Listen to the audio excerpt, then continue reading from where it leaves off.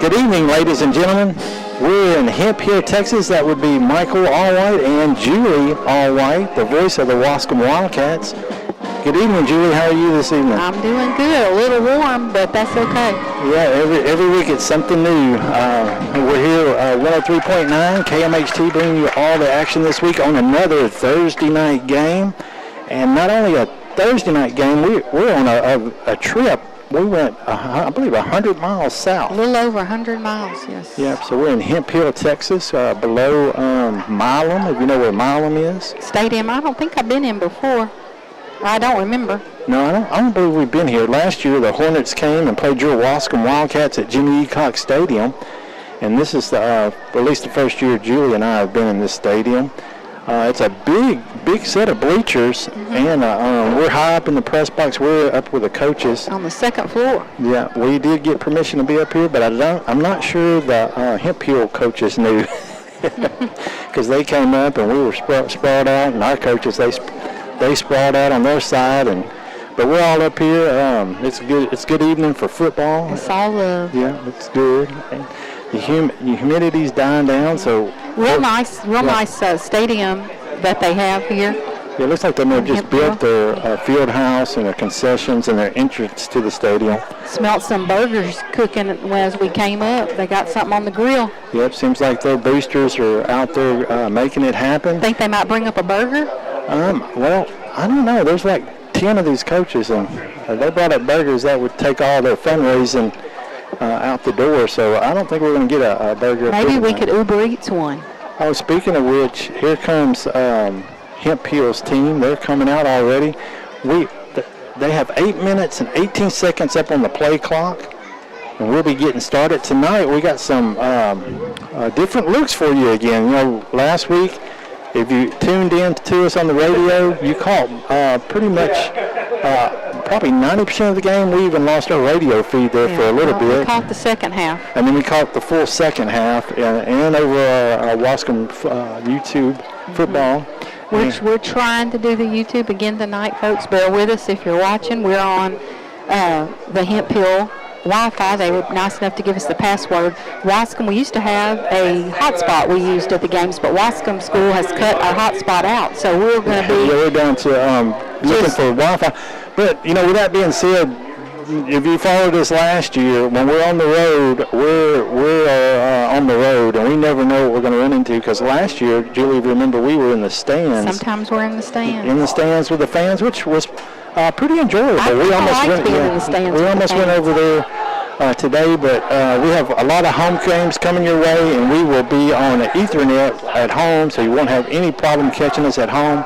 And we have a game in Ore City, which we've been to Ore City. We think that will be a successful broadcast. And here comes the Hemphill Hornets. I think the Waskom boys are starting to come out too. Yep, the cheerleaders have got them a sign up there. 6 minutes, 51 seconds. We're going to get this game underway. This week, we will see a new look on the offensive side. We're getting a new look at our offensive line last week, with Tay Harrison being your center, number 55. We have two new guards, 5800 Gossett on the left side, and on the right side. He played some, but he's in there full-time now, 79, Caleb Mann. You've seen him several years. He's a four-year starter in his fourth year as a junior. Then we have the tackles. They're new. One is brand new on the left side, which is Remington Riley, number 50. And then Aiden, he's full-time, but he's been on the offensive line and D-line for a few years, and he is number 57. So then in the backfield, you saw last week, Joe Irving, as we expected, was making some good runs, but we saw some good stuff out of Davion Buffin, number 3. He scored last week, looked really good. But I tell you, I have to say, out of all the backs, the back that stood out to me last week was number 23, and that's your sophomore running back, Montez Thompson. And he looked really good. He looked to be stopped behind the line of scrimmage 2 or 3 times, picking up first downs. And on the defensive side, he looked really good as well, tackling on the defensive side. But tonight, Chris Hernandez, he will not be starting quarterback for the first half. because last week had a little extracurricular activity they wouldn't be a part of. Our super fans sent us our record, our all-time series record with Hemphill. Oh, hey, we got the national anthem, folks. We're going to pause here for the national anthem.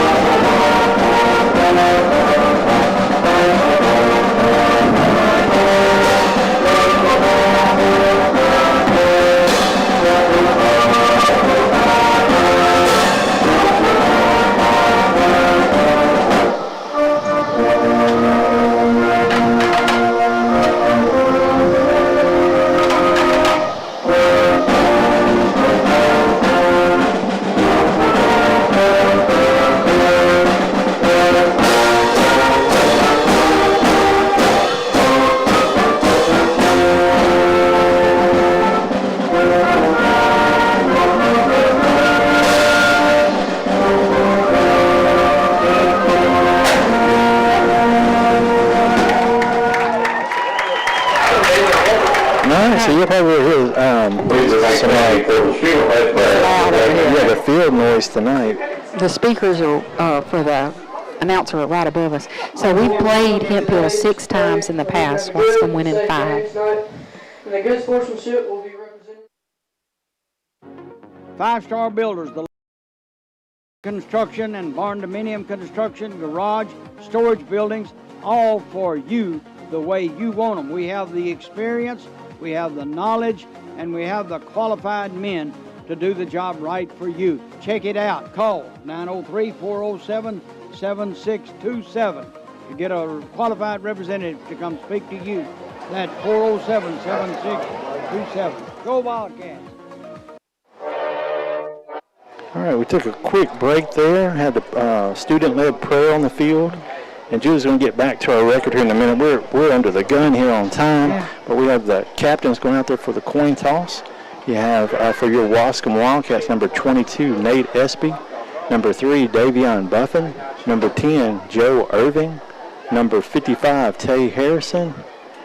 And did I catch them all, Julie? I think there's one more. Did you say 3?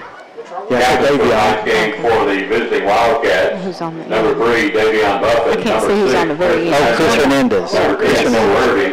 Then for the Hemphill is number 60. Captain of the Hornets, number 13, Jackson Savaldo. Number 51, Justin Fowler. 55 is Sawyer Fiskus.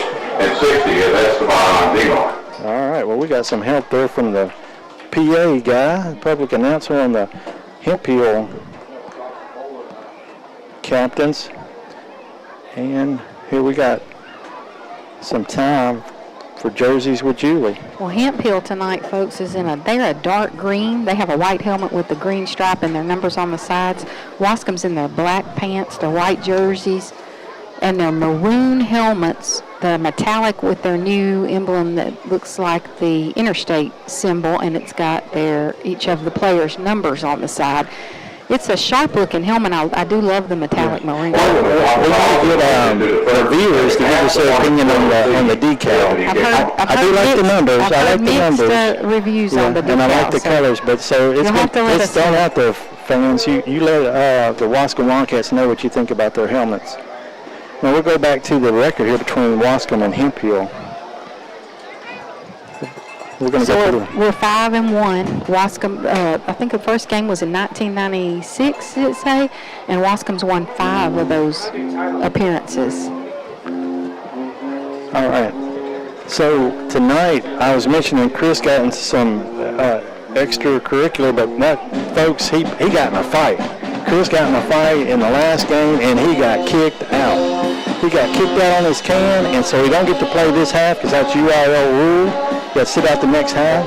So tonight, you get to see your number 22, Nate the Tank Espy. I think he'll be starting quarterback. I know he's going to be in that position some, which will get you to see the backfield on the B-back position, which should look like number 7, Bubba Jones, number 11 for the Wildcats, another sophomore running back, linebacker, Maddox Ducote, and number 9, Wesley Dees. Michael, in 2018, we played Hemphill in a district playoff game. Our son was in that game. He said he remembers, and we remember, under a minute left in the game, Raymond Ramirez threw a pass to T.K. Hamilton, and he took it 42 yards to the house. We went 10-1 that year, lost a troop, I believe. Yes, and we should have won that game against Troop, but we did play him, but we didn't play in the stadium because it was a playoff. It was a playoff game, right. Yeah. So the Wildcats just kicked off. The Hemphill Hornets will take the ball first. And so we'll get a look at the Wildcat defense. We're going to get a different look, too. If you were at the game last week or you were tuning in, the Wildcats are going to give you a different look on defense this week as well. So we'll have on the defensive line, we'll have in the middle, Tay Harrison, number 55, and number 60, J.D. Stevens, which J.D. had a superb game per Michael Allwhite last week against Garrison in the trenches. I'm sorry, he's correcting me. That wasn't the end of the game. That was the first minute of the game. And then on your outside on the D-line, we got Aiden Quarter at 57. Let's see, they're in the shotgun here, so we'll catch the quarterback's number here. I'll catch it here for you there in the spread. They give it off tackle, and he's going to be stopped by 55, Tay Harrison, out of that new position there at the nose guard. Brought down by Harrison. I need a little breeze up here. Well, he got a player, looks like he got rolled up on his leg or his ankle, so we're going to have an injury timeout. So with that, we'll get caught up on some information here. We'll try to catch that quarterback's number. 11 minutes, 45 seconds here, first play of the game. Hemphill picks up 2 or 3 yards, and we'll go back to the defense for your Wildcats. Oh, so that is so Nate Espy is in the Mike position, and he's the one that's coming off there, and so they'll have to backfield with number 11, which we mentioned him filling in for that B-back position, Cody Maddox, and then on the right side linebacker you got Wesley Dees, and on the left side you have Joe Irving. But they'll go with the spread, so Joe will have to move over, but some cover that back coming out of the backfield. We got a slot corner on the left. Now they're coming across number 7, and they're going to be called for an illegal procedure. The Hemphill Hornets. Ball start signaled against the Hornets, 5-yard penalty. Still second down. 17 is the quarterback. Okay, Brady Lane. Oh, that's the coach's son. Yeah. So shout out to Coach Lane here at Hemphill. He was able to check on getting us a spot up here, and to the superintendent, Mr. English, for getting us the Wi-Fi. We appreciate you guys. And so we have 17, Brady Lane in the shotgun. He calls for the snaps. He gives it to his back, and he's going to go up the middle. He's going to be stopped right at the line of scrimmage. We had a helmet come off there. Yeah, that was off a Hemphill player. So the Wildcats are stacking up the defense there in the middle. Over on the carry. So that player will come off, and they'll switch him out. Has to do that when the helmet comes off, reset. So on your left side, defensive side, for the defensive backs, you got 3, Davion Buffin. And on the right side, you got 7, Bubba Jones. You got to bring up third down for Hemphill. Your 2 safeties are number 5, Julius Wash, number 5, and number 23, Montez Thompson. Now they move trips right, 1 receiver left, in the shotgun. Ooh, jump the count. Yeah. And Bubba's still covering. Good job, Bubba. Bubba's not falling for the fake. So the Wildcats will give them 5, which is take that 3rd and 12 and chop it down to 3rd and 8. All sides against 3rd and 7. Adjust my mathematics, 3rd and 7. 11 minutes, 15 seconds. There's no score here so far at the start of the game. 3rd and 6 for the Hornets. So number 7's over on the sidelines. On the numbers, checking with the coach, that's Braylon Northern. He's a wide receiver. Being up on the second level is a little bit higher. Yeah. So they're just looking at their play cards, coach, calling the numbers. Got 2 receivers left. They got a run off tackle right for Hemphill, and he's going to be stopped after a gain of 3. That's going to bring up 4th down for Hemphill. Let's see if they punt with a 4th and short. Watch the ball. I would Holding the try to gallon carry, draw going down on offsides. Stevens, brings up Yeah, I think they'll try to draw us offside, and they may actually go for it here. It's 4th and 2. I think it's on the board. It's 4th and 2, but it looks like Kind of long, a too. 3. Yeah. So we got 2 receivers left, one left, 2 right, a slot back on the right, and a back right beside the quarterback. So they try to get him to jump. So yes, they're going to probably punt. No, he's going to run it. They called a play. Coach called a play. Probably going to try to draw him off one more time. There's 2 seconds. Nope, they go for it. Off tackle right, and the defense holds. The defense stops them. Is that their band or is that a train sound that they're playing there, Michael? I don't know. I was trying to catch. There was a slew of Wildcats. Number 52 was in there for us. Landon Nolan. He's on that left side D line. It's loud over here on the Hemphill side. It's loud. So now you'll get to see your Wildcat offense. We'll see what it looks like. I kind of gave you a synopsis of what I think it may be, just watching a little bit of the practice. But we'll give you a definite here. Here comes the Wildcats. So yeah, Bubba Jones is going to be your B-back, number 7. And it looks like they're going to come out. It's going to be number 13, backup quarterback Blake Looper. And then you have your slots, same as last week, number 10, Joe Irvin on the left, number 23, Montez Thompson on the right. We got a receiver over right, so we got 2 over right in the flex bone. Ooh, and it's going to be Bobbled the snap, but the quarterback picked it up. Yeah, so kind of bobbled, and the offensive line stood there while the defense blew through. I thought there was going to be a flag there the way that play looked. But the ball did move. Picked up about 4 yards for the Wildcats. Blake picks up 4 yards. He certainly took care of that. That was a good, quick thinking on his part, quick action. Blake under center. Oh, now we jump. So we get that new voice, that new same cadence, but just the timing is off. And that we're so used to hearing that same timing from the Chris Hernandez. We're going to see those type of mistakes. Hopefully, just not. Second and 10. So we got 2nd and 10. The Wildcats are in Hornet territory on the Hornet 42-yard line. We got the true flex bone receivers out wide on both sides. I like to see him give it here to number 7 in the middle. Looper under center, motion right, Joe Irvin, and that back jumped straight across. He had to be offside, so Bubba Jones picks up the first down. And there is a flag on the play. Like I said, Bubba Jones did pick up a first down. So that was a good read by the quarterback with that jump offside. It may have been the called play, but it surely wasn't going to. And they declined. It wasn't going to Joe there because that defensive guy was planning to get that slot coming around the edge.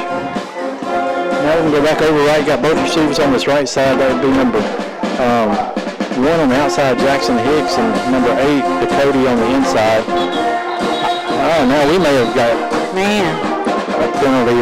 Just kind of some sloppy play there for both teams. Yeah, right off the bat. Yeah, and the Wildcats, they need to get the ball moving. So looks like the Wildcats offensive coordinator's on the field today. That'll be a switch up for the Wildcats. And also, we're playing on grass. I'm not sure the boys know what that is out there. Yeah, grass goes way back for Waskom. And I believe Ore City, we'll go to Ore City this year. And they got turf. They used to be grass. Yeah. We got a pitch to Jarvis at the 40, the 35, 30. The catching there, but a good pickup. Tackled by number 13 and 18. Jackson Sepulveda and Timothy McGeehee. Oh, McGeehee, not McGeehee. That's an interesting name, isn't it? Timothy McGeehee. No, McGeehee. McGeehee. So we're got a 2nd down and 7. Wildcats have 2 receivers left and 1 right. So got the ball to Bubba, and Bubba's going to go up the middle, and he's got a gap, and he's going to get to the 10. Look at Bubba Jones picks up another 4 after contact at the 6. So first and goal. So a good run by number 7. First and goal. Well, the Wildcats offensive line and quarterback are getting the rhythm. 8 minutes, 50 seconds, no score here in the first quarter. Wildcats are threatening here on the 7-yard line. First and goal. Now we're in the tight flex bone formation. We even got a tight end on the left side. It's going to give it to Bubba up the middle, and Bubba gets that score. Scores. Here, Waskom 8 minutes, Wildcat. 32 seconds. Takes it in for the score. That's a Waskom Wildcat touchdown, folks. 8 minutes, 32 seconds left to play in the first quarter. Yeah, so, Now, they won't kick. Chris usually kicks our extra point, so we're going to go for 2. We'll be going for 2 here.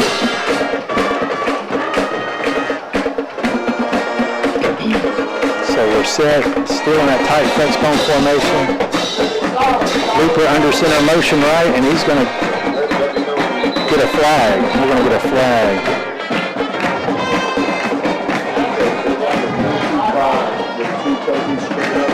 What happened there? I think it was the line of They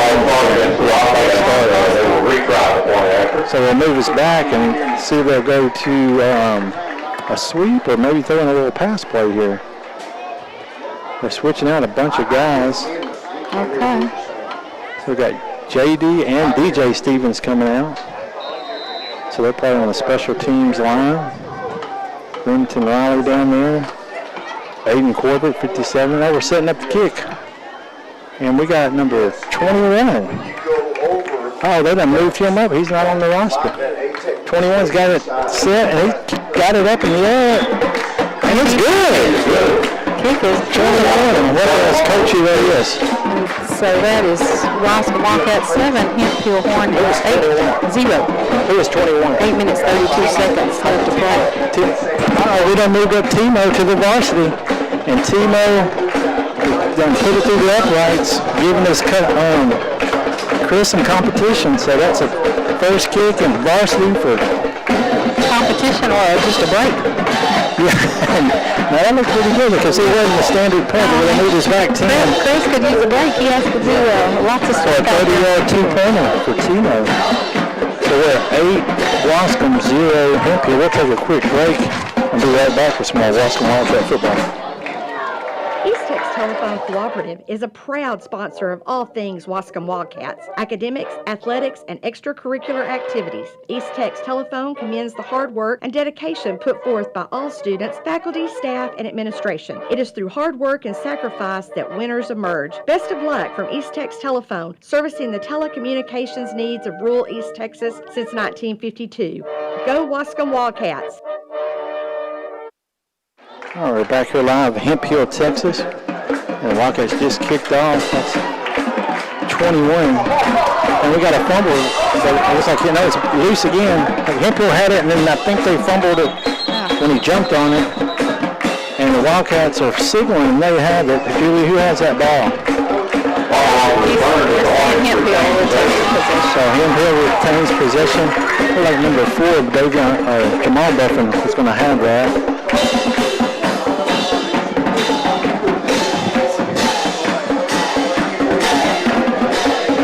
All right, so I didn't catch Timo as the place kicker at the beginning, so Timo, that's 2 kicks for him, number 21 for the Waskom Wildcats. Folks, I know it may be hard to hear us tonight, but they are loud here. We're in an open air. Yeah, well, it doesn't matter. We can't take every situation. This is difficult up here for us. So just bear with it. We're going to be loud. They're going to be loud. Let's just keep scoring the Waskom Wildcats. They come running off up the middle, and they get a little bit of room. There's 5 yards for number 0, Aiden Coleman. He must be right over the speaker. He's right. Our above speakers us. are right above Above us. us. The speakers are right above us. The band is right below us. So we're in a... They probably do that on purpose. Yeah, no, they don't do that. I might do it too. Well, they have 2 other radio stations. We see that there's 2 down in the box. Their booth is full downstairs. So. Yeah, so being down here, we're 100 miles away, folks, and we're covering for KMHT, the sports beat of East Texas, and this definitely is southeast Texas. So Lane has the snap. He hands off, and I haven't seen any looks a pass so far. Oh, get on the He's carry. straight been given to his halfback there. So number 17, Brady Lane, leading the Hemphill Hornets.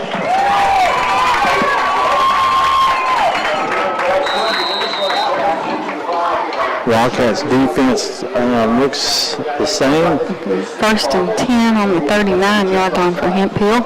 So that means Score Waskom 7, Hemphill 0. Still in the first quarter. Maddox Cody's in for that Mike. So ever since Nate came up on that first play, he hasn't been back out there, offense or defense.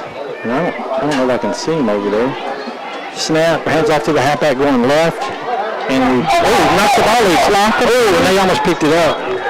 I think we got it. They're going to say it was down, yeah. Smith on the carry.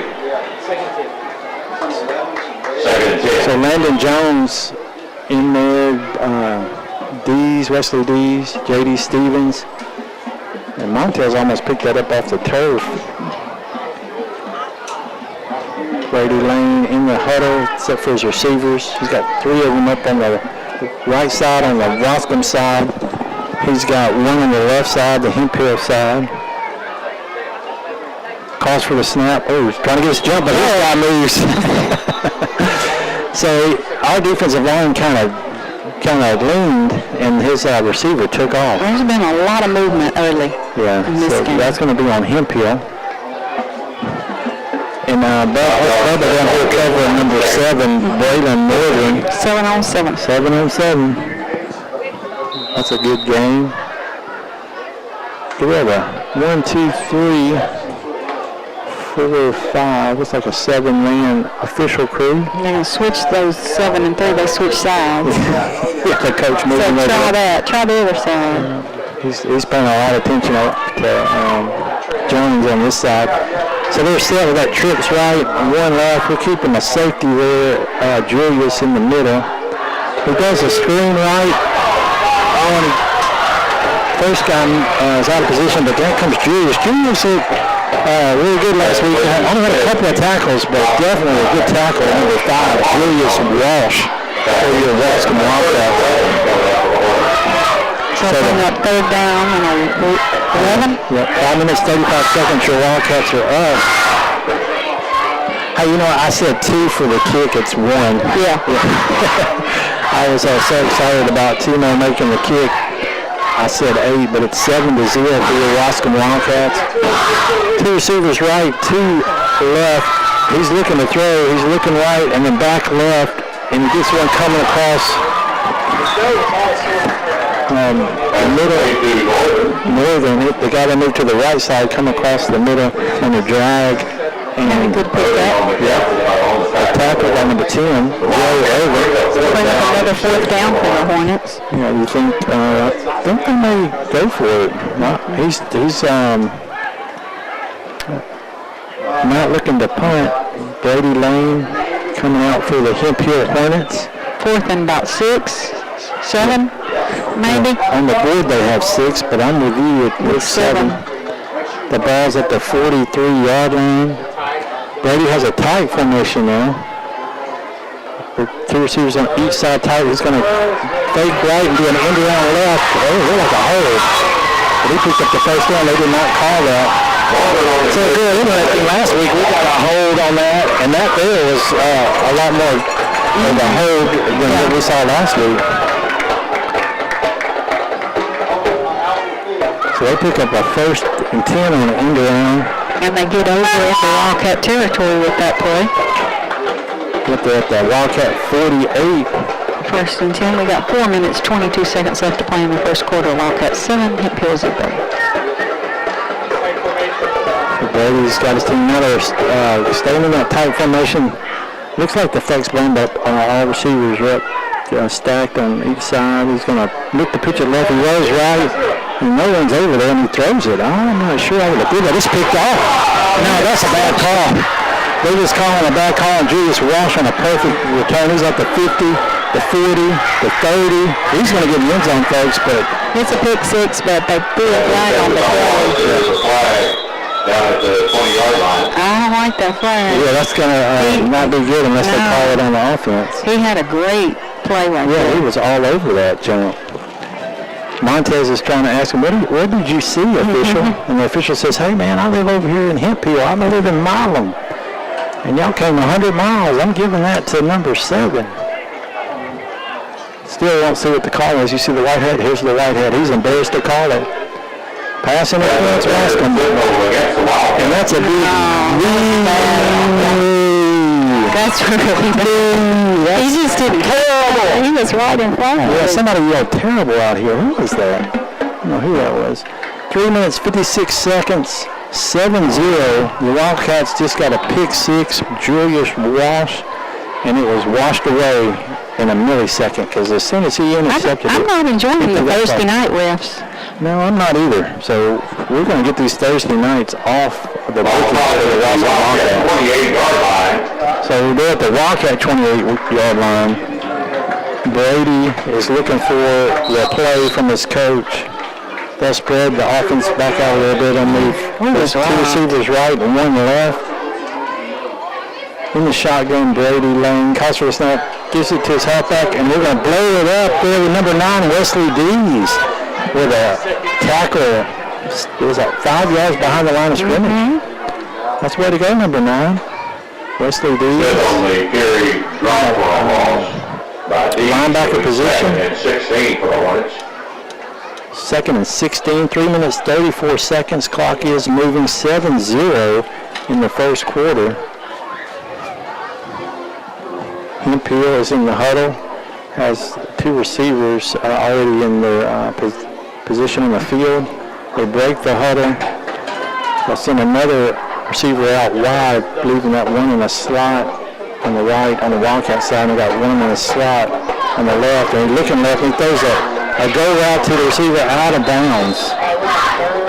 So it was uncatchable, and the coverage was there by Bubba Jones, number 7. 3 minutes left. The clock stops at 3 minutes, 5 seconds. Wildcats are up 7-0 here in Hemphill against the Hemphill Hornets. Your 3rd down and 16. So the Wildcats need to get a stop here with the offense back out on the field. I'm still wondering how Nate Espy, there he is. I see him now. You see him? You see him? Yeah, he's over here walking up and down the field. So he's looking hopeful to get back in the game. So if he starts jogging, he's doing what his granddad said, walk it off. Walk it off. Put some dirt on it. He runs around underneath on a sweep and boom, hit at the line with a man on him. It's your big boy, J.D. Stevens. Hey, J.D. Stevens, he did wonderful last week. I saw him at the Wednesday night game, and yes, folks, we had a Wednesday night game. That's another slot we want to get switched up. But I saw DJ Stevens and was asking him how last week went, and he was not overly impressed with their performance, and I was bragging on his brother JD, and then we had a slam JD where he was whining too much. I guess that's brotherly love. That's brothers. That's brothers. So they're looking here at a 4th and forever for them now. And, they're in Wildcat territory. If you're going on their side, they're going to think about it because they've got a timeout. Think that over, Michael. Yeah, they're going to take a timeout. We're going to take a timeout, too. We'll be right back with some more Waskom Wildcat football. Hey Wildcat fans, this is Josh Manus of the Manus Law Firm in Waskom. I'm proud to support our hometown team, and I hope you'll join me in rooting for the Wildcats to have another great season. If you've been injured in an accident as the result of someone else's negligence, your top priority should be healing physically and emotionally, not struggling financially. Since 2004, we've helped hundreds of East Texans receive full compensation for their injuries. Call us today at 903-407-8455. Visit us on the web at joshmanus.com. This is Pat Moore, General Manager of Marshall Ford Maverick Chevrolet, and we're beyond excited to support the Waskom Wildcats this year. I love to coach. I've coached. When I see kids that I coached in 5th, 6th, 7-year-old, flag football, basketball, baseball, and you see these kids get into high school and they're playing varsity sports and they're flourishing, and then they graduate, and then, you just see them around town. You see them at Walmart, and they come up, man, they give you a hug, and they tell you what's going on with their lives. That's the real reward. This is Pat Moore, General. All right, back here in Hemphill, Texas. 2 minutes. 2 minutes, 19 seconds left to play in the second quarter. Hemphill coming out with a 4th and 20. You can hear the PA announcement give you what's coming up. They're not going to punt. They definitely had to think of something they have in their bag of tricks for this one. 2 receivers left, 1 right. Brady has the halfback on his right side, and he's got a blocking back, number 5, up on the line on the left side. See what they do here. They're going to motion 7 underneath, coming in front of the quarterback. He calls for the snap. He's looking left. He's going to come around on the screen. That looked like a hole too, but they stop him. So number 3, Rogers, number 3, The ball goes over on downs. 2 minutes, 11 seconds left to play in the first quarter. Waskom up 7-0. No, it's number 11, Maddox Dakota, on the tackle. So number 11 and number 9, both new varsity linebackers. Dakota played JV linebacker last year, coming in effective for your Waskom varsity. Now here comes the offense, and Nate's still over there. Take over on the own side of the field on the 26-yard line. Yeah, so looks like Looper's under center, tight flex bone, 2 minutes, 11 seconds. Looper, They jump. yeah, they jump. Hornets jump. They probably, let's see, I don't doubt they call it on us. No, they definitely was in. Did I say we flinched or something? I saw them move. I didn't see us move. They are calling their own. No, now they won the other way. Yeah. They checked with you. They checked up in the booth. Glad they checked it out. So we better switch this one. We already gave them the pick 6. We give the Wildcats this 5-yard penalty. Let me give us the big 6. Or took it away. Yeah. Under center, motion left. Bobby on the stop, but he gets it to Bubba. Ooh, 1 to beat. He would have been out in the open, but a good pickup for Bubba Jones. It's a first down. Picked up like 5 of that way. So the clock is 2 minutes left in the first quarter. Okay, so we're still in the first quarter. Wildcats in a tight flex bone formation. First and 10 from their 40 right now. 13 is your quarterback. He's under center. Blake has his team ready. Calls for a snap. Gives a pitch to Montez. And Montez got a blocker there. Joe's going to the second level, and Montez is out. 40 with Joe in front. 1 block left. 20, 10, 5. And good looking play. Touchdown, Montez Williams. With a minute. Montez Thompson. So with a minute 30 seconds left to play. Montez Thompson. 60 yards. Yep. So we had a 6-yard and now a 60-yard. Got it in the first quarter, so that's good. Hemphill is eating up some time on the clock. And here comes Timothy Hernandez, number 21, a left-footed kicker, a.k.a. Timo. He's getting his placeholder is ready, calls for the snap. It's down, and the kick is up, and Timo, he's got a smooth rhythm going now.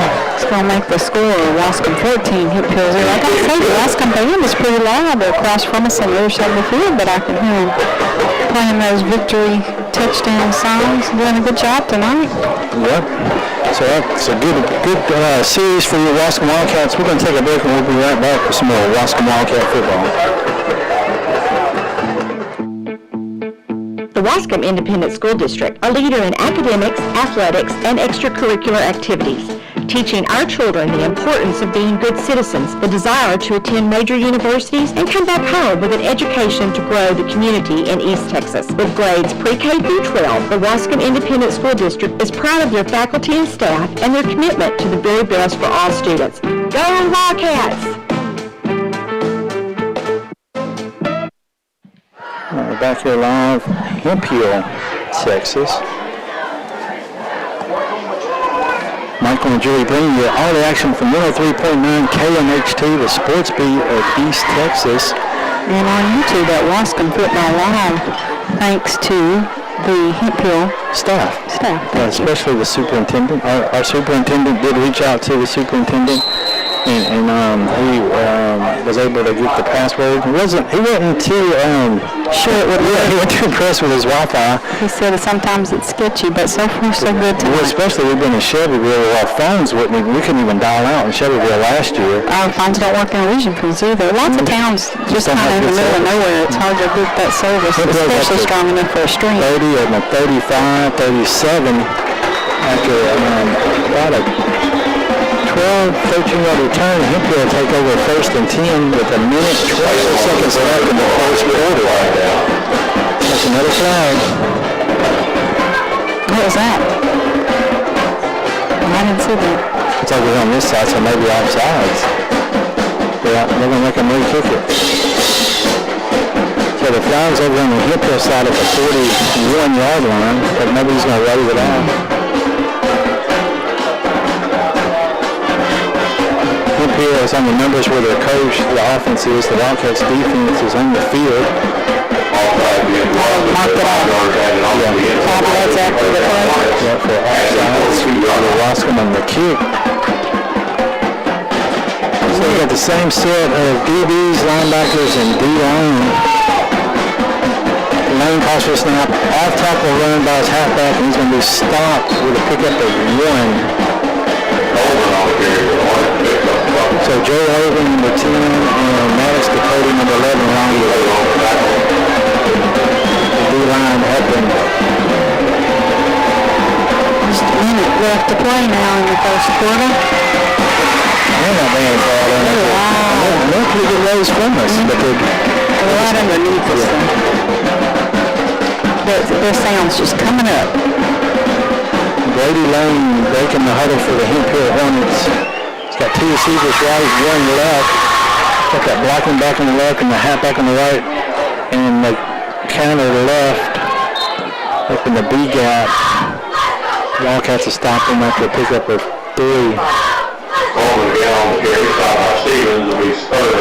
So J.D. Stevens on that stop, number 60. Bring up a 3rd down and 5 is what they have up on the board. Hemphill, they're taking their time now. Brady, the quarterback's over here on the numbers talking to us. Well, they're waiting for the half to end, Julie. So they're going to let it play out. Yeah, they're going to let this first quarter go out. Not the half, the first quarter. Yeah. So we'll take a break and we'll be right back with some more Waskom Wildcats. Five-Star Builders, the leader in barn construction and barn dominium construction, garage, storage buildings, all for you the way you want them. We have the experience, we have the knowledge, and we have the qualified men to do the job right for you. Check it out. Call 903-407-7627 to get a qualified representative to come speak to you. That's 407-7627. Go Wildcats!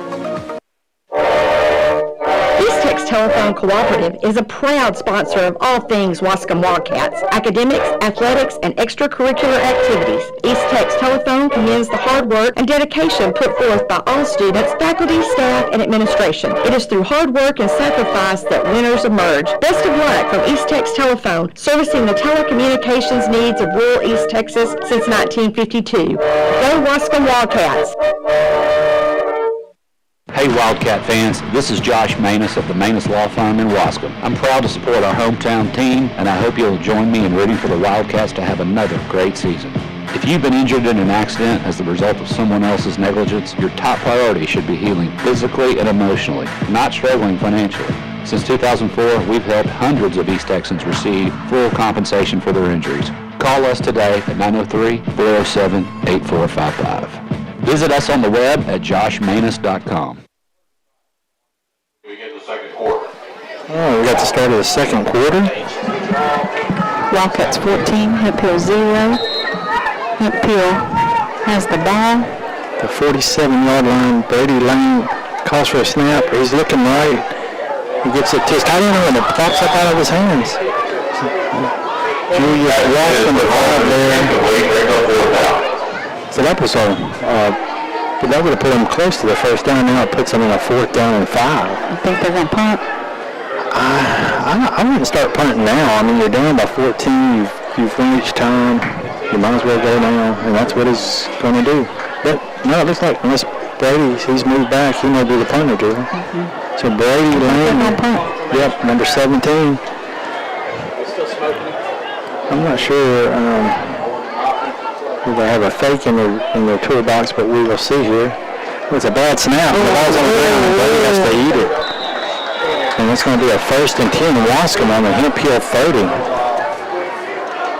So it's a need for a long snapper. Everybody doesn't think about the long snapper, but that's a very tough position. Hey, you can get a scholarship, go to college on a long snapper. If you're a good long snapper. That's right. So here comes your Waskom Wildcats. See if they have any different looks. I know they were going to probably give number 15, Jaden Miner, opportunity in the slot position.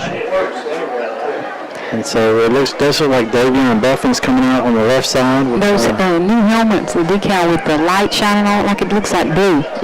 There is some blue on it, I guess, because of the I-20 thing, but it looks like a blue emblem up here on the camera. So flexbone formation under center. He's looking to pass. Leaper gets a good go to the slot. Ooh, probably a yard and a half. So that's a pretty good look there. Not a bad pass.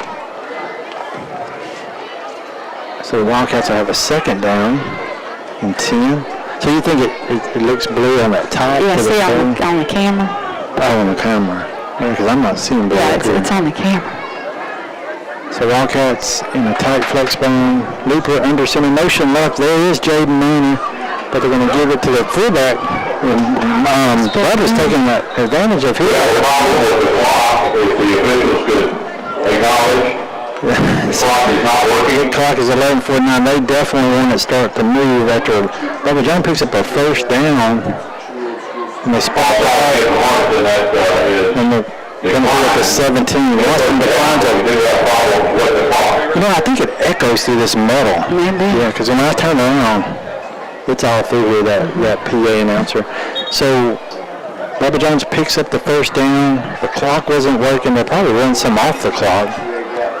If they get it working. Well, it seems like maybe they should just flip the switch. Wildcats going to take advantage. There's a problem with it. So they're going to run the teams off the field for a little bit while they try to maybe shut the scoreboard off. Last week it was Lightning. This week it's scoreboard. And you know they run it with the officials. That's always, you're wondering what kind of clock's going there. They're turning back on. They're trying. So over here, I think is that Nate on the ground right there? Yeah, he's I don't know. Looks like he's camping out there. The Wildcats don't have a good roster because last week they had all the JV. Hopefully he's not hurt bad, but they may just be saying, hey, if we don't have to, let's rest him. Moving a little to the sidelines, let's kind of see how many, because last week, we had the JV, and it was kind of looking like we had a ton of varsity. It don't look like a ton this week. So we're looking like we probably have 1, 2, 3, 4, 5, 6, 7, 8, 9, 10, 11, 12, 13. There's some on the bench. About 27, so we're about 35 varsity, so that's a pretty good number for Waskom. Last week, I think it looked like we had 60. Everybody's back on the field, but the scoreboard is still not. There, and they moved it down from 11:49 to 11:30. Maybe they'll give it a test run. Now it has no score. Let's see, some lights are coming back on. I don't know. I'm not sure what's Well, their scoreboard, a lot of their facilities here look newer and nice. Their scoreboard does not look It looks the same. new. It looks like maybe it's been here. So maybe that's something they're going to update. Yeah, they need to do it for next week because that one looks like it looks older. Yeah, it looks older. But most of their stuff here looks really nice and new. Yeah. Not these seats we're sitting on. Well, this is the press box. It seems like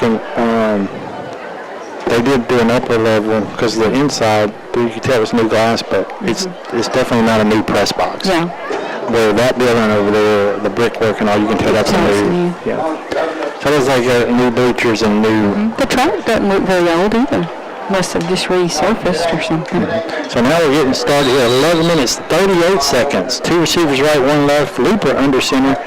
He's going to give it to 9 Dees, and Dees is off to the right side, picks up 5 where the ball came out. So the Wildcats fumble after that timeout.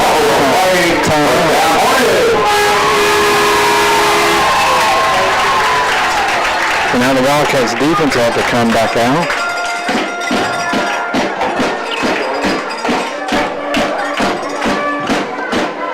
The ball is going to be, they don't have everything up, well now here it comes.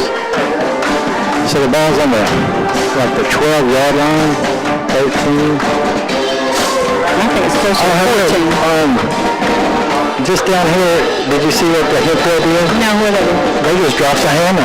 Oh, man. And they have a sledgehammer. Yeah. Oh, really? Yeah, we do not want the hammer in Waskom, so Hemphill, you can keep that hammer. Waskom has a...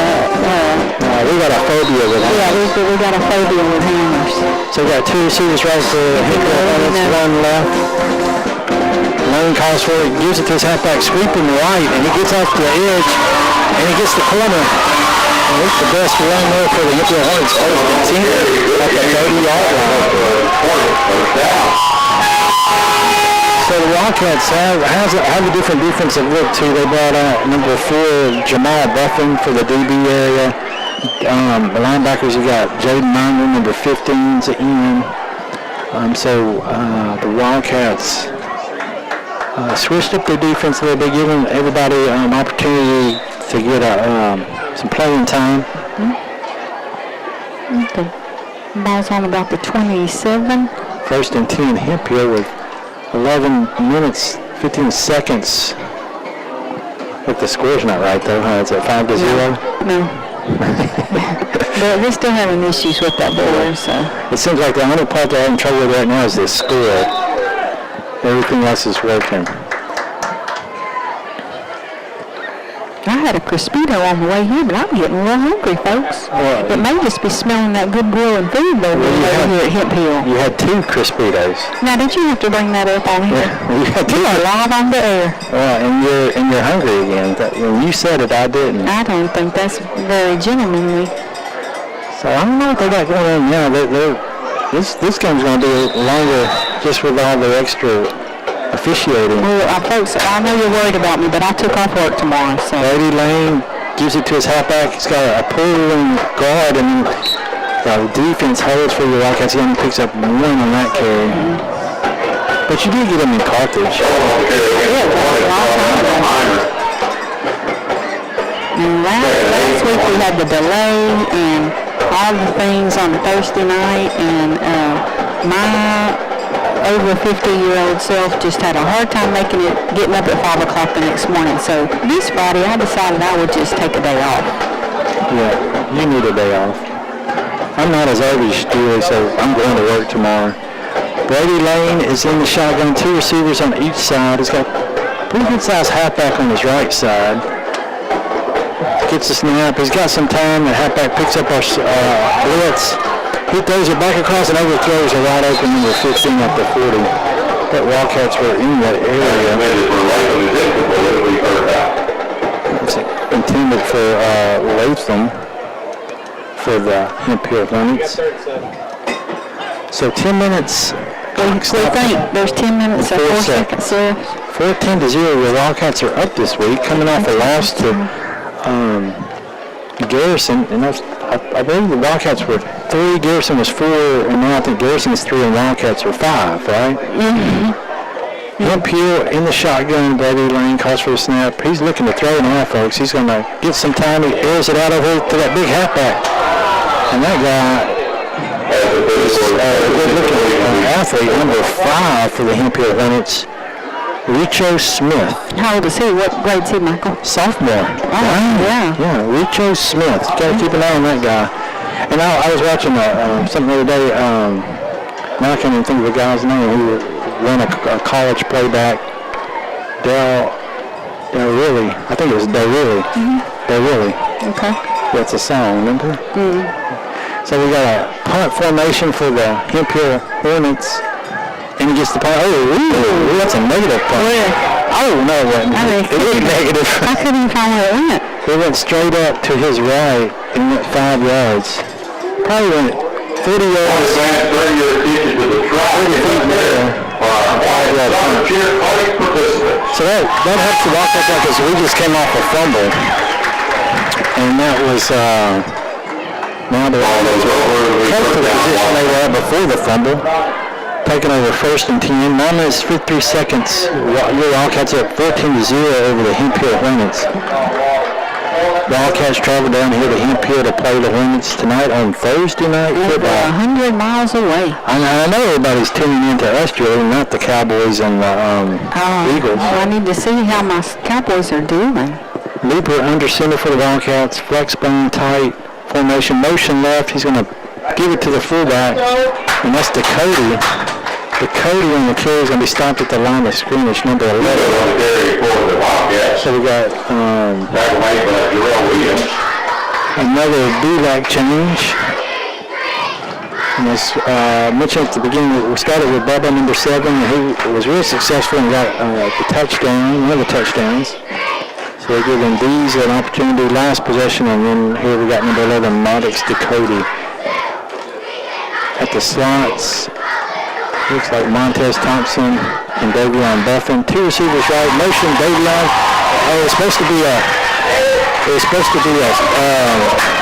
jet. Like a little The quarterback missed the handoff. Did a little shovel pass, and then he got tackled right at as he caught the shovel pass. So that was a dangerous play there. 3rd and 13 for the Wildcats. So 3rd and 13. It'll be interesting to see in the second half of the Wildcats come and give Chris some reps, which I hope they do. And I hope Nate comes back there in the second half. We haven't seen him, but that one play went out on the first defensive play of the game. I think I just got bit by a mosquito.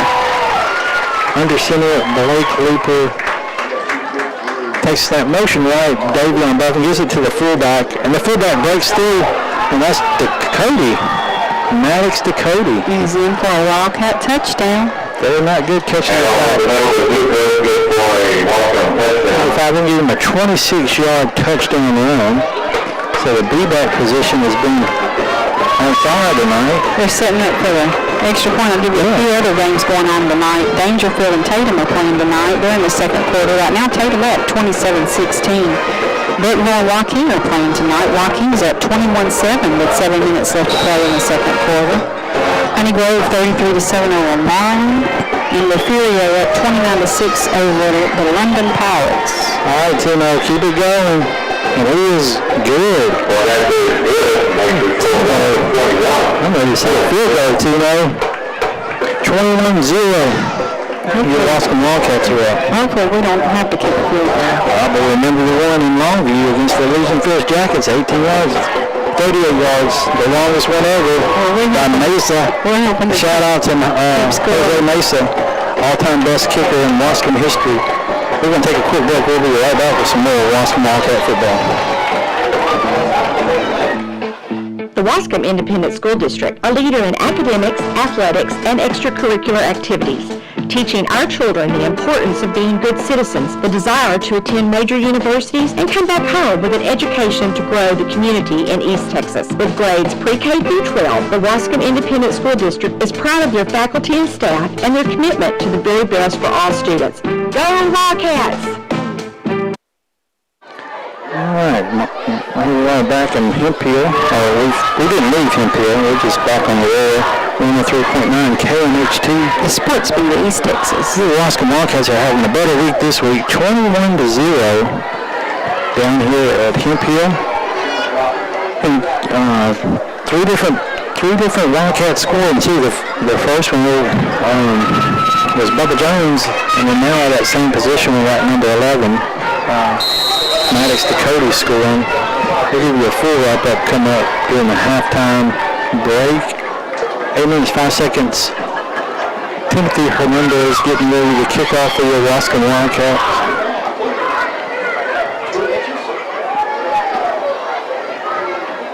Wildcats are set.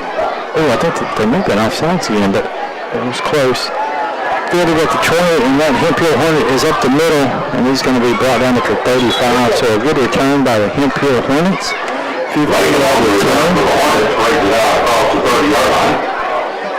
So they'll take over first and 10, see if they can get something going on offense. We got just under 8 minutes left to play in the first half. Minor on the sophomore, the Wildcats, and we first down Hornets. 21-0. And that was Jaden Minor on the special teams tackle. And I think he is staying out there in the linebacker position, and he is.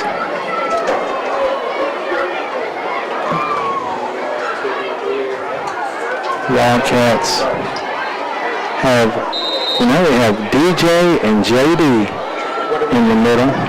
The brothers. The brothers. Lane calls for the snap. Going to run off field. That's a good run by number 5. We just spoke about him. And he picked up the first down on a 17-yard run for the Hemphill Hornets. I don't think he started there in the halfback. And now Rashawn Smith. Good-looking athlete. Yep. So that is the brothers there on the tackles, defensive tackles. Aiden Corbett and Landon Nolan, 57 and 52 respectively on the ends. Dees, Minor, and Dakota, the linebackers. Lane's in the shotgun. Gets the snap and looks left on a steal, and it's knocked down by DJ Stevens. Good job. Yeah, because they were doing a quick slant. Lane passes, batted down, will be second and 10. Oh, DJ. Thank you there. DJ 75 for the Waskom Wildcats. The DB's Bubba Jones, number 7 on the left. He's been playing there all evening. Well, actually, let's see, he's on the left side now. He was on the right side earlier, so they flip him around. Davion Buffin's on the opposite side of Bubba. The safeties are Julius Walsh and Montez Thompson, 5 and 23. Lane calls for a snap, gives it to that halfback going off tackle. He picks up 3 before the Wildcats him up with the D-line being Landon real first, but then the linebackers come in. Landon Nolan was the first one there, and then you had the Cody and Minor coming in and finishing up. Wildcats up 21-0, under 7 minutes left to play in the first half of football here in Hemphill, Texas. So Hemphill, they take their time on offense, not looking to get in any kind of hurry. We got the spread offense, West Coast look. Halfback on the right side, and he fakes it to him, and he's got a bunch of fakes in his face, but he puts a little move, and he fumbles. And Landon Nolan's going to come up with a fumble recovery. Good there. So the D-line had him on the move, and you got to give it to Brady Lane. He did a good move to get out of that side, but then he wasn't taking the football on it, and he got hit as he was moving up the field. That's good for the Waskom Wildcats. Landon, number 52, Nolan. Heads up play by him to get on that ball. Yeah, Landon Nolan, he played last year. You may not remember him as much because he had injured his collarbone. Oh, okay. And he played linebacker last year. And what year is he? He's a senior this year. Okay. Moving to D-line, and he'll help us on the offensive line if we need it. We're not very deep in either offensive and defensive line, so Landon Nolan stepping up for the Waskom Wildcats as a senior. Here comes the offense led by Blake Looper, this half of football in Hemphill, Texas. Flex bone formation, motion right, Davion Buffin. He gives it to that fullback, Maddox, and Maddox is back up the middle. Oh, Maddox is running over some people. It's a big first down. That is a big first down. So he was up at 40, and now we're at Hemphill's 40. So 20-yard pickup for Maddox to Cody. And now Julius Walsh was in here on offense. See if he stays in. And we got a change on offensive line. DJ Stevens is now on the right guard. So DJ getting some playing time on both sides of the ball. We got trips right. Yes, folks. Waskom Wildcats trips right. And one slot on the left side. No motion. Gives it to Cody, and he is going up the middle. Picks up 9. So that is working for the Wildcats. We didn't get anything up the middle last week against Garrison. No. Garrison's defense was pretty stout. Big guys and real physical, strong team. Waskom had their own. To me, the score doesn't really depict what happened last week. But one thing for sure, we want to get to Friday nights for the varsity. And next week, folks, hold on to your seats because we will be in Jimmy Eacock Stadium bringing you a Waskom varsity home game on Friday night. Blake Looper under center. Motion right, Davion Buffin. And we're going to get a whistle. Who do we play next week, Michael? I'm going to say it's Shelbyville. You look at that. I'm going off the old memory, which mine's way more sharper than yours. I don't think either one are very good. Well, then Shelbyville, you owe me an apology. Well, that's going to be a Waskom Wildcats. Calm down, young lady. It's a false start by your Waskom Wildcats. So that's going to negate a good pickup. Who is it, man? Well, it is, but it looks like it may be a Thursday night game. But who is it? Shelbyville, but it's on Thursday. Oh, so I was half right. It was only half. Are you sure it's on Thursday night? September 11th. Oh, my goodness. And the next one's Thursday night, September 18th. My goodness. We don't get a Friday night till Ore City on the 26th. Davion Buffin avoids the tackle in the backfield and picks up Waskom first down. So we got 2 more Thursday nights, but they're at home, huh? So we don't go to Friday until Ore City? Mm-hmm. Well, my memory is bad. Yeah. I retract what I said, folks. Yeah, we got 2 Thursday nights at home and Ore City on a Friday. Who made that schedule? I don't know. I don't know. I hope it wasn't the AD. Maybe it was the new superintendent. No, I know, folks. We'll be at Diana next year. We'll be realigning next year, so we'll have a different look. Probably not a whole lot of difference in the district. That'll be interesting to see. But I know Coach Austin's going to be looking to move around some of those preseason matchups. So we'll see what that looks like with a new alignment next year. Here we got Blake Looper under center, motion left. He's looking to pass right, and he gets it off, and he's got a man in the end zone. Is he in? Yeah. Touchdown. Who is that? I think it was Dees. Cody. Oh, was it right? Let's see. Oh, yeah, number 8. Yeah, number 8. Let me double check that. Yeah, he's been doing a great job at the receiver position. It looks shorter from way up here. Are you sure that's number 8? Yeah, that was 8. We're far. I don't know. Pan down on him real quick. He's down there. He's right there. See? 8. Let me see. And that's like, man, we were high because he's like really 6'3". Mm-hmm. And there goes Timo. Dang, Timo's on fire. So that makes the score of Waskom 28, Hemphill Hornets 0. So still have 4 minutes left to play. 4 minutes, 6 seconds. And there's a pass play by your Waskom Wildcats. I'm right down pass instead of run. That's number 8. And the reception from... Nice, Dakota. Now, what grade's he? He's a senior. Well, let's be these seniors having a good night. Where was that, about a 15-yard pass? So we'll put 15, we'll put 16. And it's 28? 28. You can't see on the scoreboard, baby. No, it's 5-0 up there. Scores aren't. We'll take a quick break, folks. We'll be right back with some more Waskom Wildcat football. This is Pat Moore, General Manager of Marshall Ford Maverick Chevrolet, and we're beyond excited to support the Waskom Wildcats this year. I love to coach. I've coached. When I see kids that I coached in 5th, 6th, 7-year-old, flag football, basketball, baseball, and you see these kids get into high school and they're playing varsity sports and they're flourishing, and then they graduate, and then, you just see them around town. You see them at Walmart, and they come up, man, they give you a hug, and they tell you what's going on with their lives. That's the real reward. This is Pat Moore, General Manager. All right, here we got the Wildcats set to kick off to the Hemphill Hornets, coming off a touchdown pass from Looper to Dakota, Bryce Dakota. Timed out for the kick by Tebow Hernandez. 28-0, your Waskom Wildcats are up.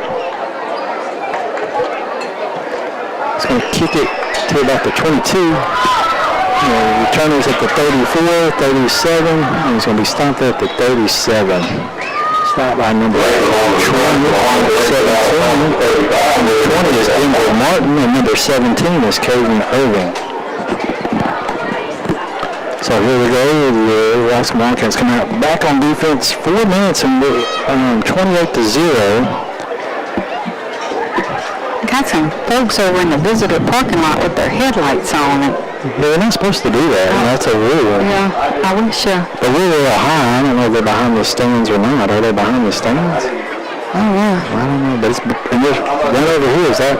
I can't tell if that one's lights. There's security lights. Security lights, but these over here are headlights. And I think they're both security lights. I don't think so. How are we going to get home? We just can't, how are we going to make it? You going to make it home? That's a long drive. So here comes the Waskom Wildcats. There's a whole bunch of looks there for the Wildcats. And then the changes here on defense after Lane hands off to his fullback, halfback, turn fullback going right up the middle. DJ Stevens and J.D. Stevens on the stop. That's number 5. Rishon Smith. I'm going to nickname them the Butter Boys. They're doing a foul for the Rishon Smith. What was his name? So it's apostrophe Sean. Rishon. So they're in a tight formation. I bet they're going to hand off to number 5, and they do. And we get him in the backfield, he breaks the tackle, and he's breaking more tackles and gets to the 50. So he's got warmed up. We slipped right off of him. We did get back there, but they couldn't hang into him. They're trying to roll the clock now. Hemphill's kind of not interested in the clock. They got the ball moving a little. The Wildcats,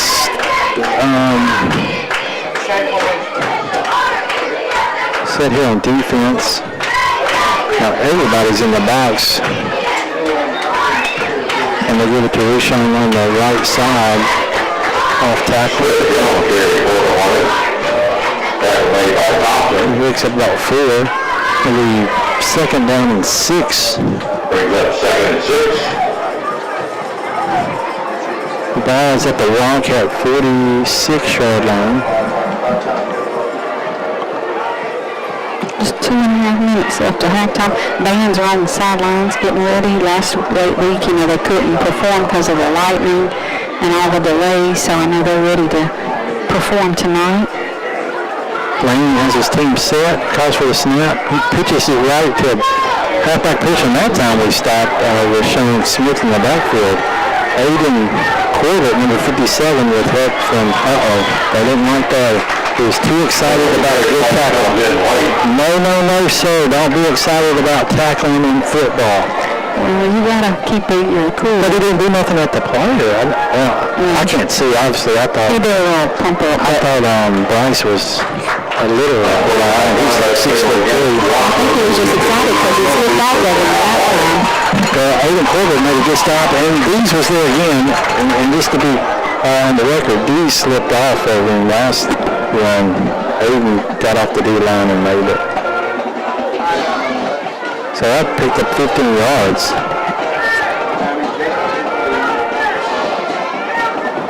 Lane getting a little bit quicker here, getting him set up on the offense now. I think they're going to try to score before the half. Yeah, so now they're going to, somebody's calling timeout. It looks like it's going to be for the Hemphill Hornets. But look at the little breeze now. What kind of nice. That's real nice. So we got 2 minutes left in the half. We're still out here. 28-0. Waskom's up. I can't believe somebody told me about those Thursday night games, and for some reason I thought we've already been on 3. Mm-hmm. We had you had Bearson in this one. Yeah, well we went on to that windscreen to get home, and it was so more Thursday night games. So 2 minutes left. The Hemphill Hornets got a little bit of momentum on offense. The Wildcats got a penalty that adds to that with a 15-yard penalty. They're looking to try to get a score here before the half. We'll see what they come up with out of this timeout. The Wildcats, they have looked pretty good tonight, and even some of the positions, they're moving some of the guys around, getting them some opportunities in some different positions than last week, and some different players playing than last week. Looks like Jamal Buffin, number 4, is coming in for Bubba Jones, and Davion Buffin's out on the right side, so that'd be Denver Martin on the right side. They're doing an end-around play, fake, and Martin's there to keep him from getting around the edge.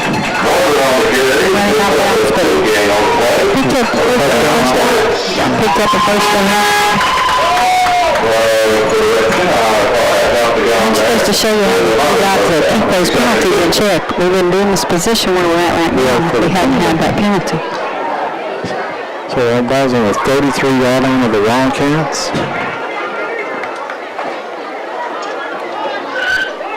Hemphill coming up to the line of scrimmage. Now they're in a tight formation. No receivers out wide. Gives it to Rashawn Smith off tackle left. And I think they didn't have the first down, right? And there is the first down. Yeah. So now they'll have the first down with a minute, 43 seconds. Clock should start moving once the ball is set. 28-0, the Waskom Wildcats are up here in the first half against Hemphill. You got a minute 30 left to play till halftime. Buddy Lane brings his team to the line of scrimmage. Staying tight formation, receivers on each side. Got 4 receivers, but in tight. Now they're going to try to get a free play, but they call it dead. And they're trying to, when they do it, they got us off sides, but they called it dead after, I guess, winning. Against the Wildcats, 5-yard penalty, first and 5. So that eat up a little bit of clock, but Hemphill's edging closer to the end zone. Now that penalty, they will be in the red zone.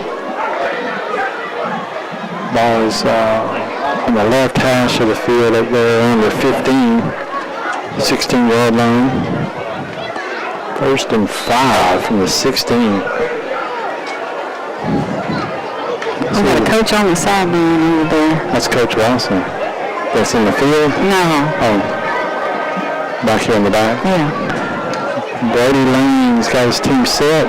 He's looking left. He kind of spins, looks back right to pass, and he's got a receiver. Oh, he overthrew him. He almost got picked up. Yeah, almost hit it. Davion Buffin in the hands there. So that stops the clock. 1 minute, 17 seconds. I would suspect they go for a pass. But here with a second down and 5 at the 16, I would give it to number 5 again. Now they're going to spread out. They got stacked receivers on the right side, out wide, a run on the left. The ball's on the Waskom left hash side of the field. He's going to give it to that 5, and he's off tackle. And he's going to spin and be right at the 3. So that's the play I call. That was successful. Just for the wrong team, the Hemphill Hornets. Maybe they heard you. I think that was a different player though. That was number 0, Aiden Coleman Jr. That's interesting. Waskom called timeout. I know the coaches, like you said, they were up on the sides because they're not wanting Hemphill to score. Well, all this happened from one penalty. And sportsmanlike, you just really gotta keep your emotions intact, even if you're excited. Yeah, because you never know what the officials are going to interpret, and nowadays it's pretty much, like you said, you can't do anything. It could be considered fighting or whatever. So folks, we got a minute and 9 seconds left. The Wildcats up 28-0, but Hemphill knocking on the door, and I know they would love to get some points on the board right here. Well, they're definitely going to get an opportunity with 1 minute 9 seconds and 4 downs at the 3. So what the Wildcats can do here, it looks like they're back on the field, waiting on the Hemphill Hornets. Here come the Hornets. And so Zero that just ran right now, he's up there on the right side as a receiver, and Rashawn Smith is on the right side of Brady Lane. He gets the snap and he's going to run straight up the middle and get his feet. Oh, and the ball comes loose. They're going to call him down. That was close too. I think that was a fumble. I'd like to see that on the replay. Was his knee down? I couldn't tell. That same player was back here and slipped off of him. He got him in the back door. He's got to hang on. Yeah, that's when you're this close, it's kind of tough to go with those ankles. You got to get at the hips and drive back, because that big back, he's just going to fall in the end zone. And I'm just interested to see what Coach Lane and Brady Lane come up with here. We're under a minute now, folks. Last week, Garrison, the quarterback, would take it, but I think they're going to give it to 5. And he's going to go off tackle. And we're going to see who wins this right here. 5's going left side, and I believe we got in. So that's good. 38 seconds in the second quarter. So we might have a shutout ball game tonight, folks. Yeah, not like a shutout. I can't hardly hear this thing. I know, it's loud. So there was 2-yard run. Yeah, with 30 seconds left to play, and they're going to line up and try to kick. So they have a kicker. I can see who that would be.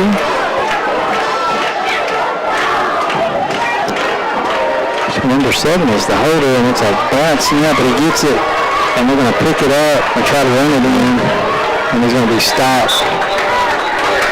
So that's an unsuccessful extra point attempt. We'll be right back. We got another kickoff, so we'll take a quick break and be right back with Waskom At Football.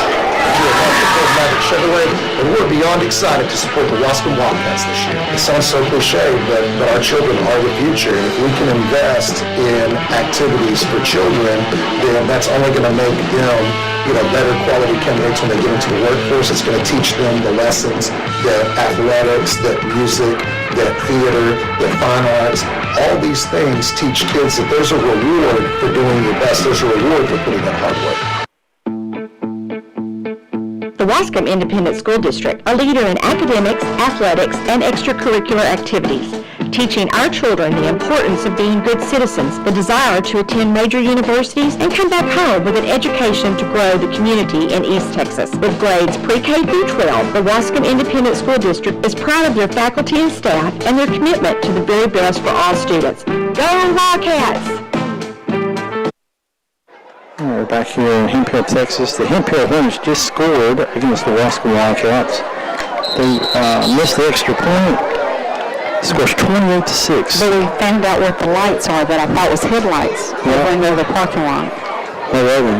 They're touchdown lights, so they put all the other lights off, and those lights did a light show. I kind of would like to have that at Wildcat Stadium. Yeah, they have the new lights. I think there's Joaquin doing that, but you got to have those lights that come, they got the LEDs and come on and off. We got those ones that got to warm up and cool down. We can get some of them. I like that. So Hemphill is set to kick off to the Wildcats. We see the Wildcats do something on special teams, so I think they'll just need it after this return. That's a good. Bubba Jones has got it here on the 40. Come on, Bubba, break it. Let's go back across, Bubba. Go back across. Yeah, Bubba's got up to 50. Nobody's got Bubba. Now everybody stop blocking. He's at the 40, the 35. Come on, Bubba. Over the edges here. Get the hit. Bubba Jones on special teams touchdown. Look, Jim. We knew it was going to be one. There you go, officials. Officials call back another play. Man, the officials are now on the Wildcat side. Now where do we go? I mean, that flag was way back here. Well, we're just going to move off that. That was a really good play by ladies and gentlemen. Really good. Because there at the end, that guy had a huge angle on him. It shows you how fast Bud is, and he still edged the angle on that guy. And then way back here where nothing really mattered, Billy Bob here threw his flag out. So we need to get whatever these officials are, Thursday night, Friday night, Wednesday night, we don't want these officials. We'll take whoever's left over after these guys. So now they'll take the ball, and I believe they're down it now. So. I don't see it. Now, where's the blind side? I got maybe give it to them. I did not see a blind side. We have to go back and look. So we will go back on the video and. Because the blind side is automatic. I didn't see it. I mean, I thought they were going to call a hold. And we definitely would see it on the camera because I was right there. Yeah, that's where he was at. So I still don't know, but if it was blind side, you got to call it. So the Wildcats are going to get set. We got 22 seconds, 28-6. And it looks like the Wildcats are going to take a knee. I wouldn't. I think they're going to give one more sweep. And let's see who's getting the call. Looks like Joe Owens in. I'm going with that guy. Motion right. No, they're going to throw it. He does a screen. Oh, and misses it. I'm not sure that's my play. It's exciting, but incomplete. I'm going to give it to Montez, 23, or Joe Owens. We got 18 seconds. Let's give it to the senior. Why not give it to the senior? The fast senior, and see what he can do. I wonder who did the blindside block. I don't know. These refs are talking over something else over here. We got to get us a, we got 18 what do you call it? We need a replay on this video. I guess we're not that high tech. We're not that high. We got to go home and we watch. Yeah. So the Wildcats are not taking the lead. 18.7 seconds.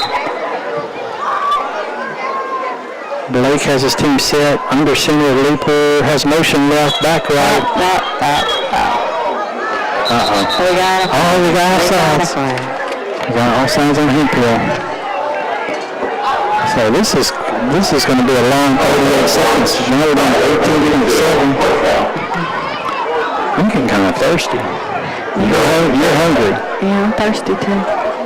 I did see a lot of over somewhere. I think we came down the back trail. Leeper's giving some instructions to his offensive line. We're in the flex bone under center.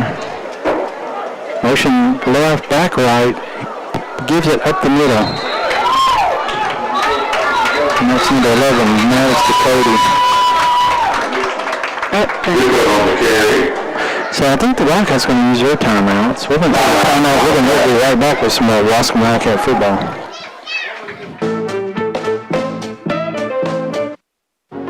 Five Star Builders, the leader in barn construction and barn dominium construction, garage, storage buildings, all for you the way you want them. We have the experience, we have the knowledge, and we have the qualified men to do the job right for you. Check it out. Call 903-407-7627 to get a qualified representative to come speak to you. That's 407-7627. Go Wildcats! Telephone Cooperative is a proud sponsor of all things Waskom Wildcats, academics, athletics, and extracurricular activities. East Tex Telephone commends the hard work and dedication put forth by all students, faculty, staff, and administration. It is through hard work and sacrifice that winners emerge. Best of luck from East Tex Telephone, servicing the telecommunications needs of rural East Texas since 1952. Go Waskom Wildcats!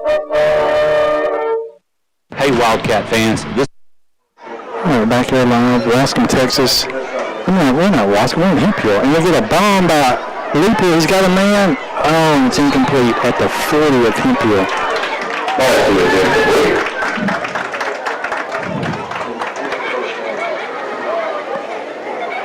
I don't think so. We got 6.8 seconds left now. 28-6. The Wildcats are trying to get another score before the half.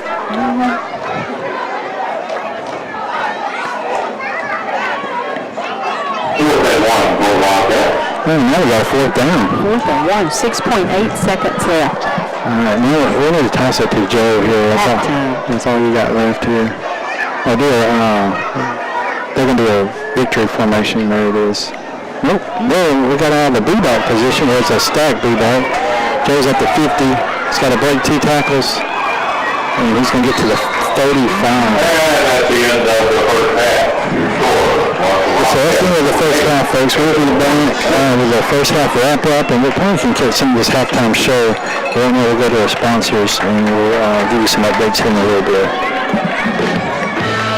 This is Pat Moore, General Manager of Marshall Ford Maverick Chevrolet, and we're beyond excited to support the Waskom Wildcats this year. I love to coach. I've coached. When I see kids that I coached in 5th, 6th, 7-year-old, flag football, basketball, baseball, and you see these kids get into high school and they're playing varsity sports and they're flourishing, and then they graduate, and then, you just see them around town. You see them at Walmart, and they come up, and they give you a hug, and they tell you what's going on with their lives. That's the real reward.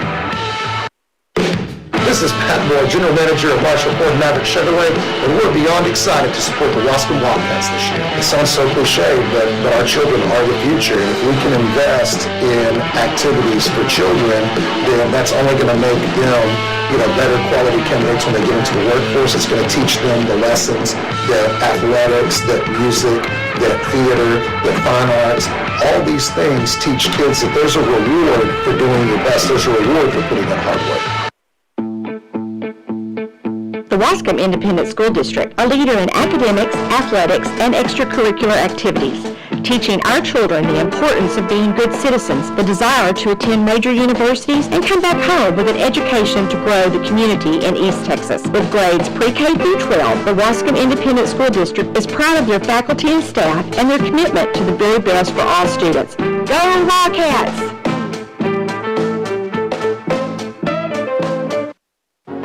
Five Star Builders, the leader in barn construction and barn dominium construction, garage, storage buildings, all for you the way you want them. We have the experience, we have the knowledge, and we have the qualified men to do the job right for you. Check it out. Call 903-407-7627 to get a qualified representative to come speak to you.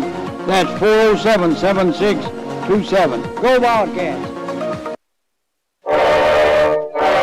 Telephone Cooperative is a proud sponsor of all things Waskom Wildcats, academics, athletics, and extracurricular activities. East Tex Telephone commends the hard work and dedication put forth by all students, faculty, staff, and administration. It is through hard work and sacrifice that winners emerge. Best of luck from East Tex Telephone, servicing the telecommunications needs of rural East Texas since 1952. Go Waskom Wildcats!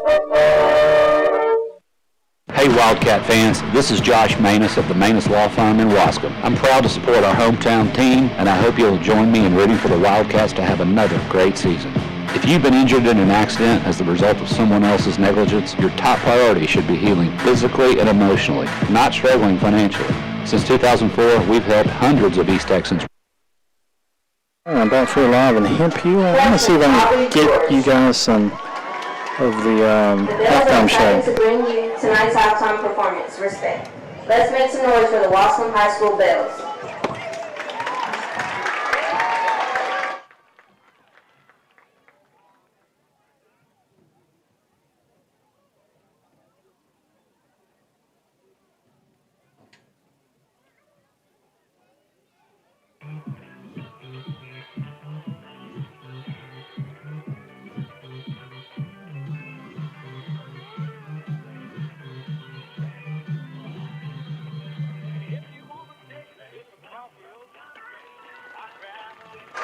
It's your Waskom Wildcat Bells.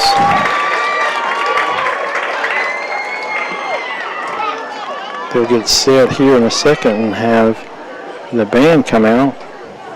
So we'll do a quick wrap up when the band comes out.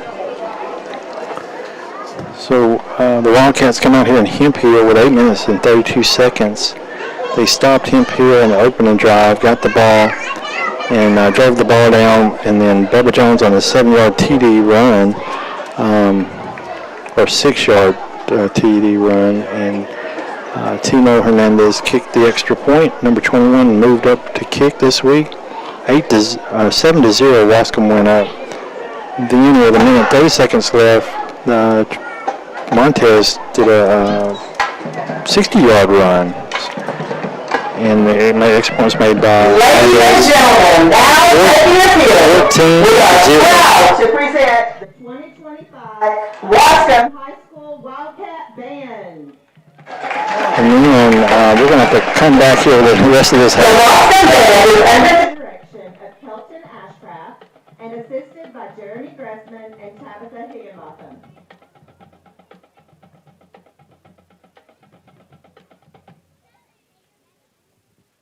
Marchers of the week are Michael Croyle and Nevaeh Thomas. Color Guard members of the week are Chloe Patterson and Emily Whiten. Sections of the week are the Flutes and the Color Guard. For tonight's performance, the Waskom Band will be performing the first two movements of their 2025 production, This Is Home, arranged by On the Field Music. This movement features the songs Small Town, made famous by John Mellencamp, and Sweet Home Alabama by Leonard Skinner.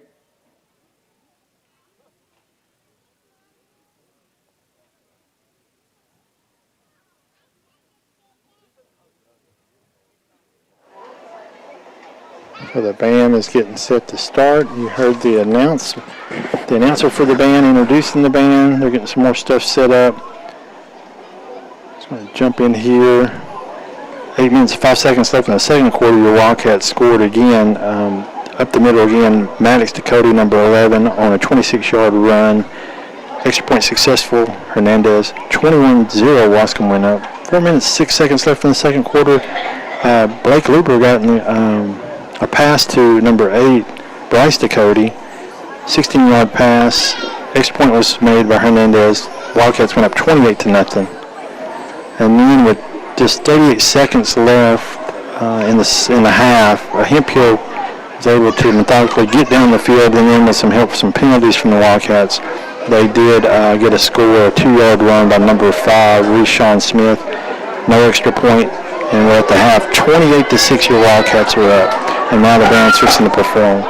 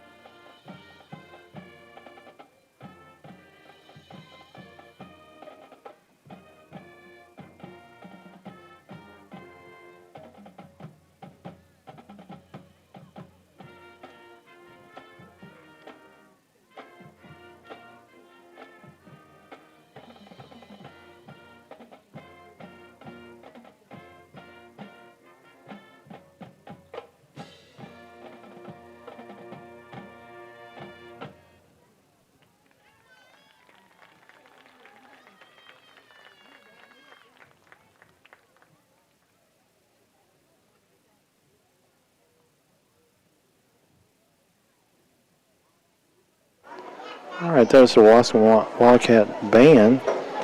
We're going to switch back here and go to some of our sponsors.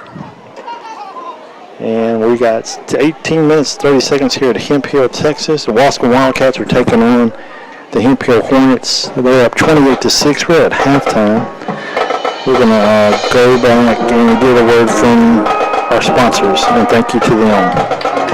Five-Star Builders, the leader in barn construction and barn dominium construction, garage, storage buildings, all for you the way you want them. We have the experience, we have the knowledge, and we have the qualified men to do the job right for you. Check it out. Call 903-407-7627 to get a qualified representative to come speak to you. That's 407-7627. Go Wildcats!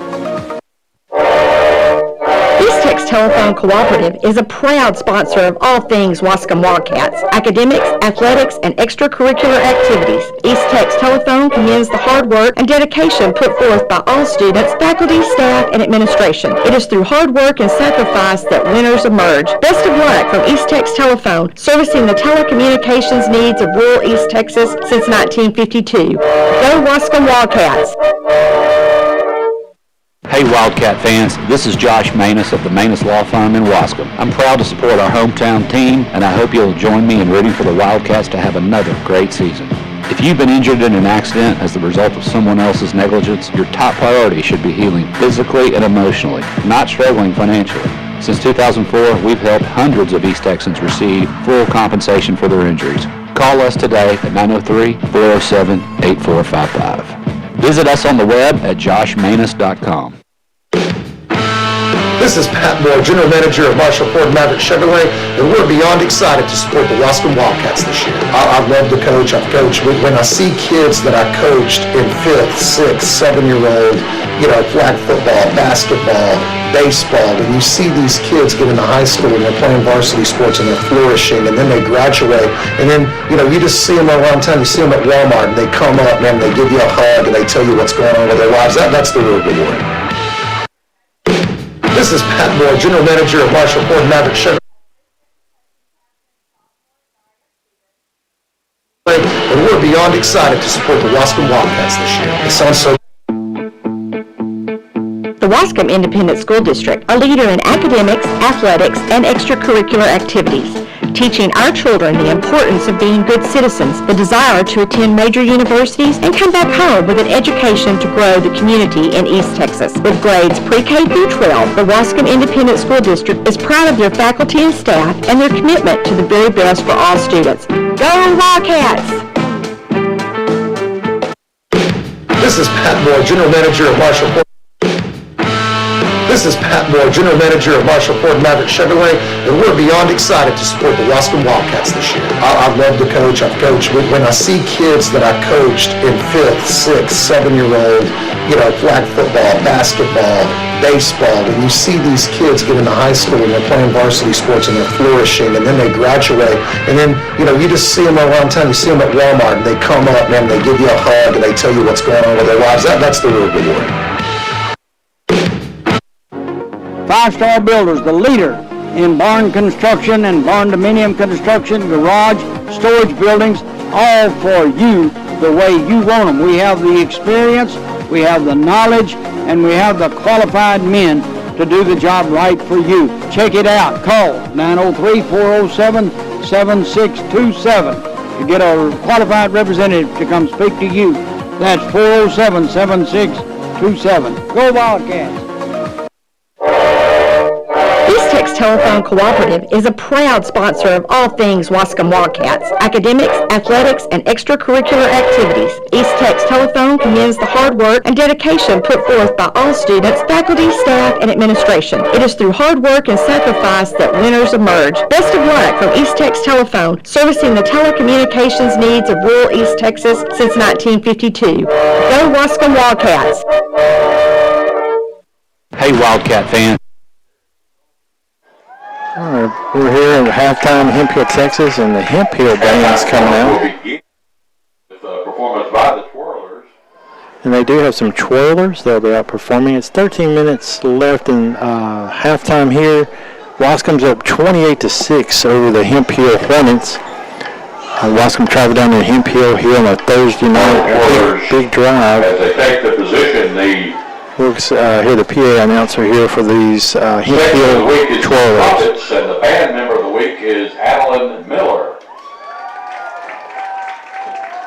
Twirlers for the Hornet Little Green Band are Brenna Corley, sophomore. Kinsey Huffman, sophomore. Mia Chandler, freshman. And Edie Heslop, freshman. They will perform to the Wanderer.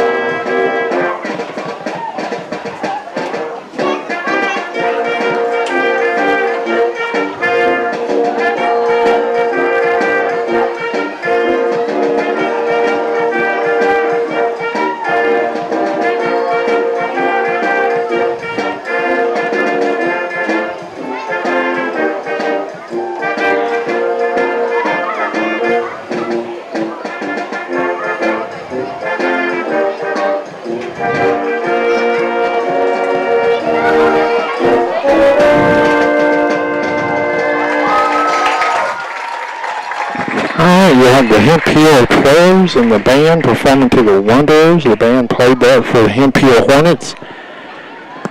And we have just a little bit left of the halftime. Seems like the internet's been working good tonight, Julie. It's just No, Michael, why do you want to go and jinx it? Well, what I was going to say is now we're having trouble with what we generally don't have trouble with is the sound. We got too much of the PA announcement and the... Man, folks, you don't know. You think you're hearing it? You ought to be sitting here. I mean, it will kill your ears. Yeah. It is loud. Unfortunately, I saw... The band will begin their 2025. That guy, he just have it up too high. He don't seem like he's talking that loud.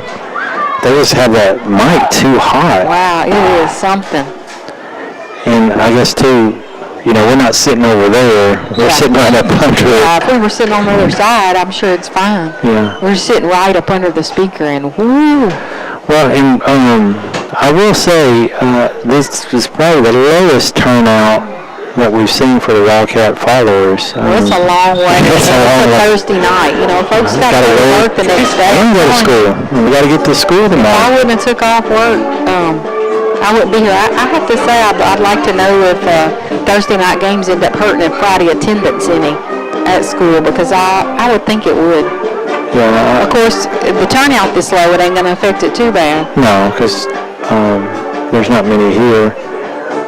And it's a difficult and for preseason, hey, it's not that big of a deal. But when you get in district, you want to support your team. Yeah. And, you need Friday nights. You need Friday nights. You need those fans in the stands. The team needs that. The coaches need that. The kids need it. And the kids that are involved in all the other things like band and bells and cheer and, they put a lot of time in, so they want to be able to be viewed and see their hard efforts in action and just enjoy those Friday night lights.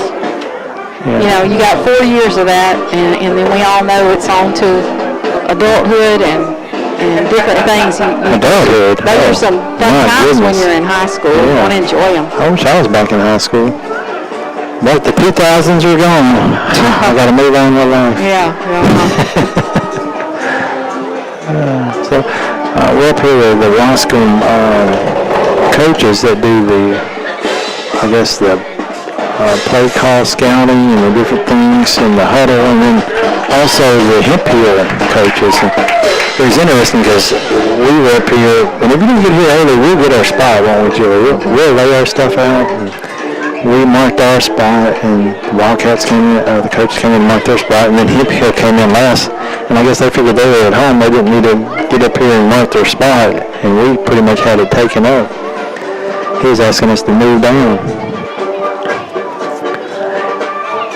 Yeah, you thought those were lights in the parking lot. Yeah, they look like You almost caught just like 911. headlights right here on this side, from this angle, I guess, you know. Yeah, you already had those people. I like the little light show, but at first, you know, I thought that the lights were going out because the scoreboard had went out. Well, go down there and ask them whenever anybody scores, if they'll do that light thing just so you can see it. We'd like to see that again. Yeah, we want to see more of it. I'll go down there. Go ask them. I'm going to go ask them. We like that when we score, too. So the Hemphill Hornets have the blow-up tunnel up, and the Wildcats, they have their faithful booster followers. They got their tunnel. Thankful for those guys that come and do that for the It's a lot of team. work, bringing that and Hooking it hooking it up. up. A lot of effort that goes into these games, and like you said, it makes it difficult when it's not the end of the week for your school week. So we'll see what the Wildcats come out with this half. You know, we talked about Chris, and you know, he was in a fight last week, so he got ejected. I really wouldn't call that a fight, but whatever. What do you call it? A punch. Yeah. It was a punch. And you can't punch, and you can't blindside block, and you can't do all these things. And me and Julie were learning all the rules this year, so Lots of things you can't do. yeah, so we don't get on these officials because we don't want to run them off. We definitely want somebody down there. And it's a I've tough been job. thinking about signing up. I wish you would, like the every time you get out there and do it. We could use a female ref. And we'd like to thank you for your support, ladies and gentlemen, the award-winning Hemphill High School Band. So shout out to the Hemphill students and the Waskom students that are non-football player students that, like Julie said, they put a lot of time and effort, practice and getting their studies, and so it was good to give them an opportunity. Last week in Garrison, neither of those groups got to perform.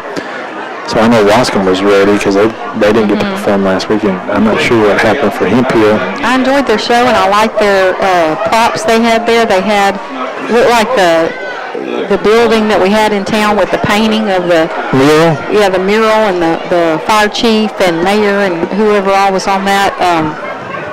But looked like they had that. Oh, they had people on there? Yeah, they remember that got torn down. Oh, the mural. Yeah, that's right. And it looked like they had that piece, either a picture of it or the actual piece from that building. I don't know, but they had looked like Small Town USA. They had the flag. They had pictures of the school and the community. So it was pretty cool. So the Hornets are out warming up, and there's the Wildcats as well. They're out there warming up, getting ready for the second half. So Chris Hernandez, he's eligible for the second half. We'll see how many snaps he gets here. The Wildcats being up 28 Any info on to 6. Nate? Yeah, we want to Get an see update if on that. Nate comes back. And like you mentioned at the first, if he's not needed, they may just wait. And then we still have some more preseason. I thought we were on Friday next week, but you brought it to my attention. We're on Thursday with Shelbyville, and then the week after that, Thursday. At home. But Thursday nights for us are easier because at home. At but home they're still, you got to go to school and all. So that's kind of tough.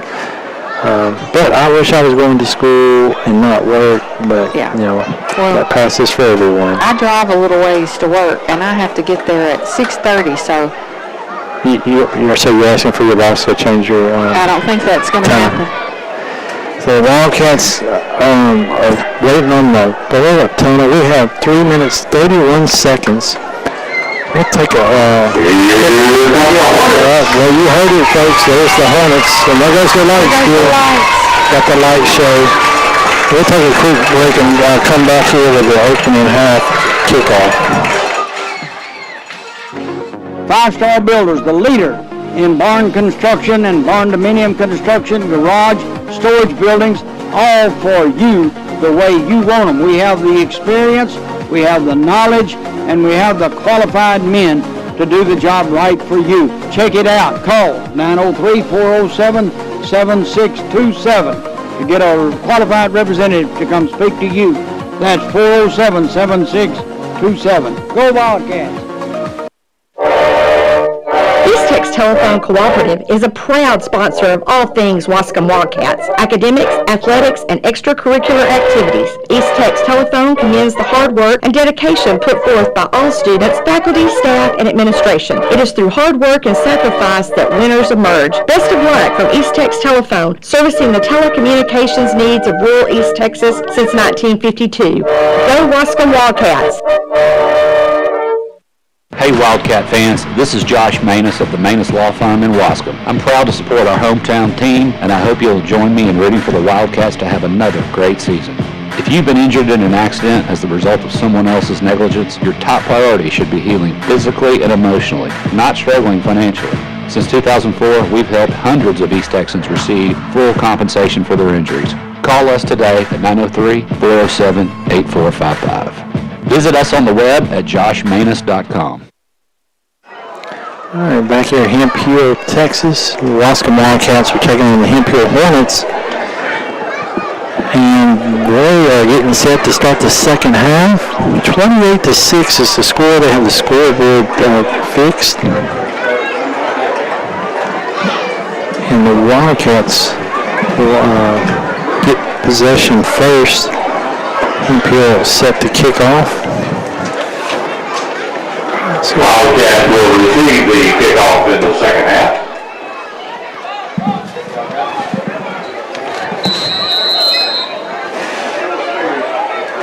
And folks, we're seconds away from the kick. The Wildcats deep guys are at the 30, so they're not expecting a big kick, and it's a squib kick. Picked up at the 40, at the 39, Bubba Jones is looking for a haul, gets to the 50. And then gets into Hemphill territory at the 48-yard line. Jones on the return for the Wildcats. Coleman and Seacrest on the tackle for the Hornets. The Wildcats will come out on offense. Hemphill's already on the field ready for their defense. The Wildcats are over there where the coaches haven't come into the field of play. Now here they come. So let's see who we got. Looks like Chris is out there now. That's the quarterback. Montez and Joe Irving. Montez Thompson and Joe Irving are the slots. And Bubba Jones, number 7, is the fullback. Flex bone under center. No motion, gives it to Bubba. And Bubba comes off to the left. Starts right, comes to the left. He's at the 40. It's at the 35, 30. And he actually got to the 31. Jones on the carry for the Wildcats. And that's a Wildcat first down. So Chris Hernandez is coming out the second half to lead the Wildcats as quarterback. Bobby Jones doing a really good job at the fullback position tonight. Under center. Motion right, Joe Irving. And they stop the fullback, I think. Chris was trying to pull it. Behind the line by Williams for the Hornets. Bring up a second down with a loss on the play, about 13. I'm sorry, second down 11. Second and 11. Wildcats looking for the play on the play cards.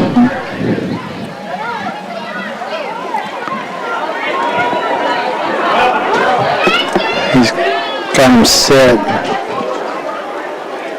No motion. He goes back and does a quick screen to number 1, Jackson Hicks, and Joe gets the block, and Jackson Hicks is out at the 15. Oh, man, this is ridiculous. Are they calling out? I thought it was. I'm just glad it wasn't a flag. I thought it was a flag. So that's not bad, folks. He did step out of bounds. So there's a screen play to Jackson Hicks. Brings up a 3rd and 4. I thought it was another yellow flag. 28-6. Wildcats in Hornet territory on the 25-yard line. Yes, and then the tight formation. No motion. Joe comes back across, and Chris keeps it on the inside off that big gap and picks up the first down. He goes on the carry for the Wildcats, picks up the first down. Segrest on the tackle for the Hornets. So the Wildcats moving the ball here. 10 minutes, 35 seconds. Let me see how if they can add to this score, 28-6.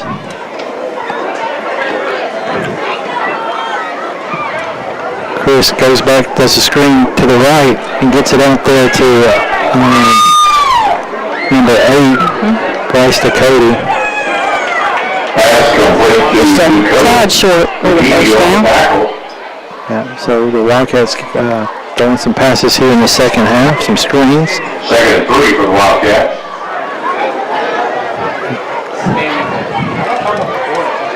Chris Hernandez has 2 receivers over to the right now. Under center. Motion left. So pitch it over to Montez Thompson. He's got a gap. 5.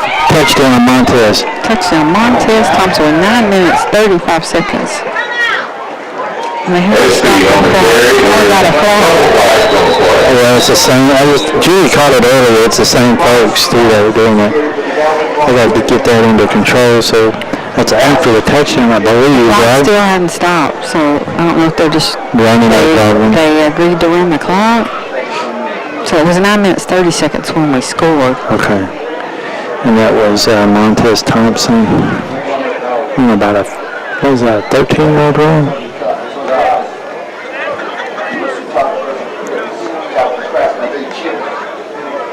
And ball come to so kick. Are they counting the score, or what are we doing here? Well, what are the clocks? Offset? I don't know, they haven't called. It's either offset or they'll move it back, but it shouldn't affect the touchdown. But maybe it will. It was after the play, right? The Wildcats has their special teams group out there. White hats, what's he saying? He's pausing play. Unsportsmanlike, Waskom. And he didn't say both sides, did he? I think he might have said the first one. Yeah. I don't know. All right, let's see if we can hear the PA. That sounds good. There is an unsportsmanlike conduct signaled against Waskom. Because we're going to take it on the kickoff.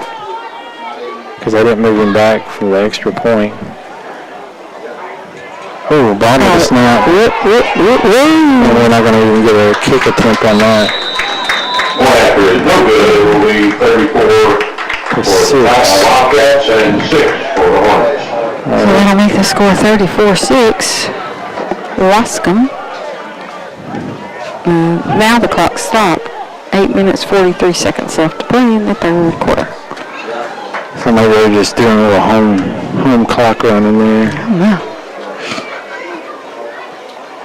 The officials are still talking about that previous. Oh, somebody was down. Right, somebody was down over there. That's why maybe they stopped it. Oh.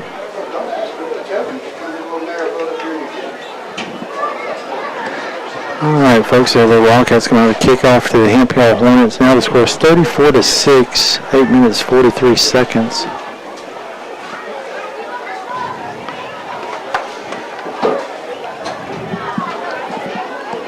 It cooled down a little bit. It's not cold, though. We're still not into the fall weather yet. Not cold. It's humid and sticky.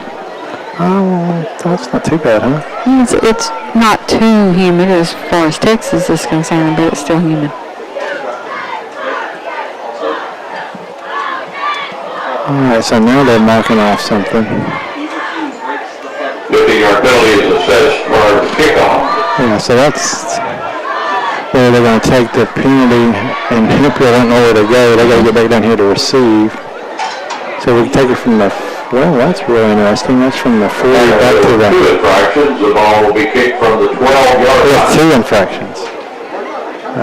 So must have been one, must have been a spot foul because that's not an even number. 12 would be 20.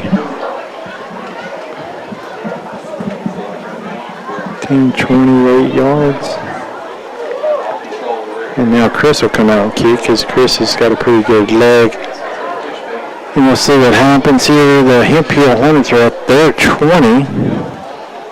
And Chris is at his 12. Crazy looking kickoff. So that's 30.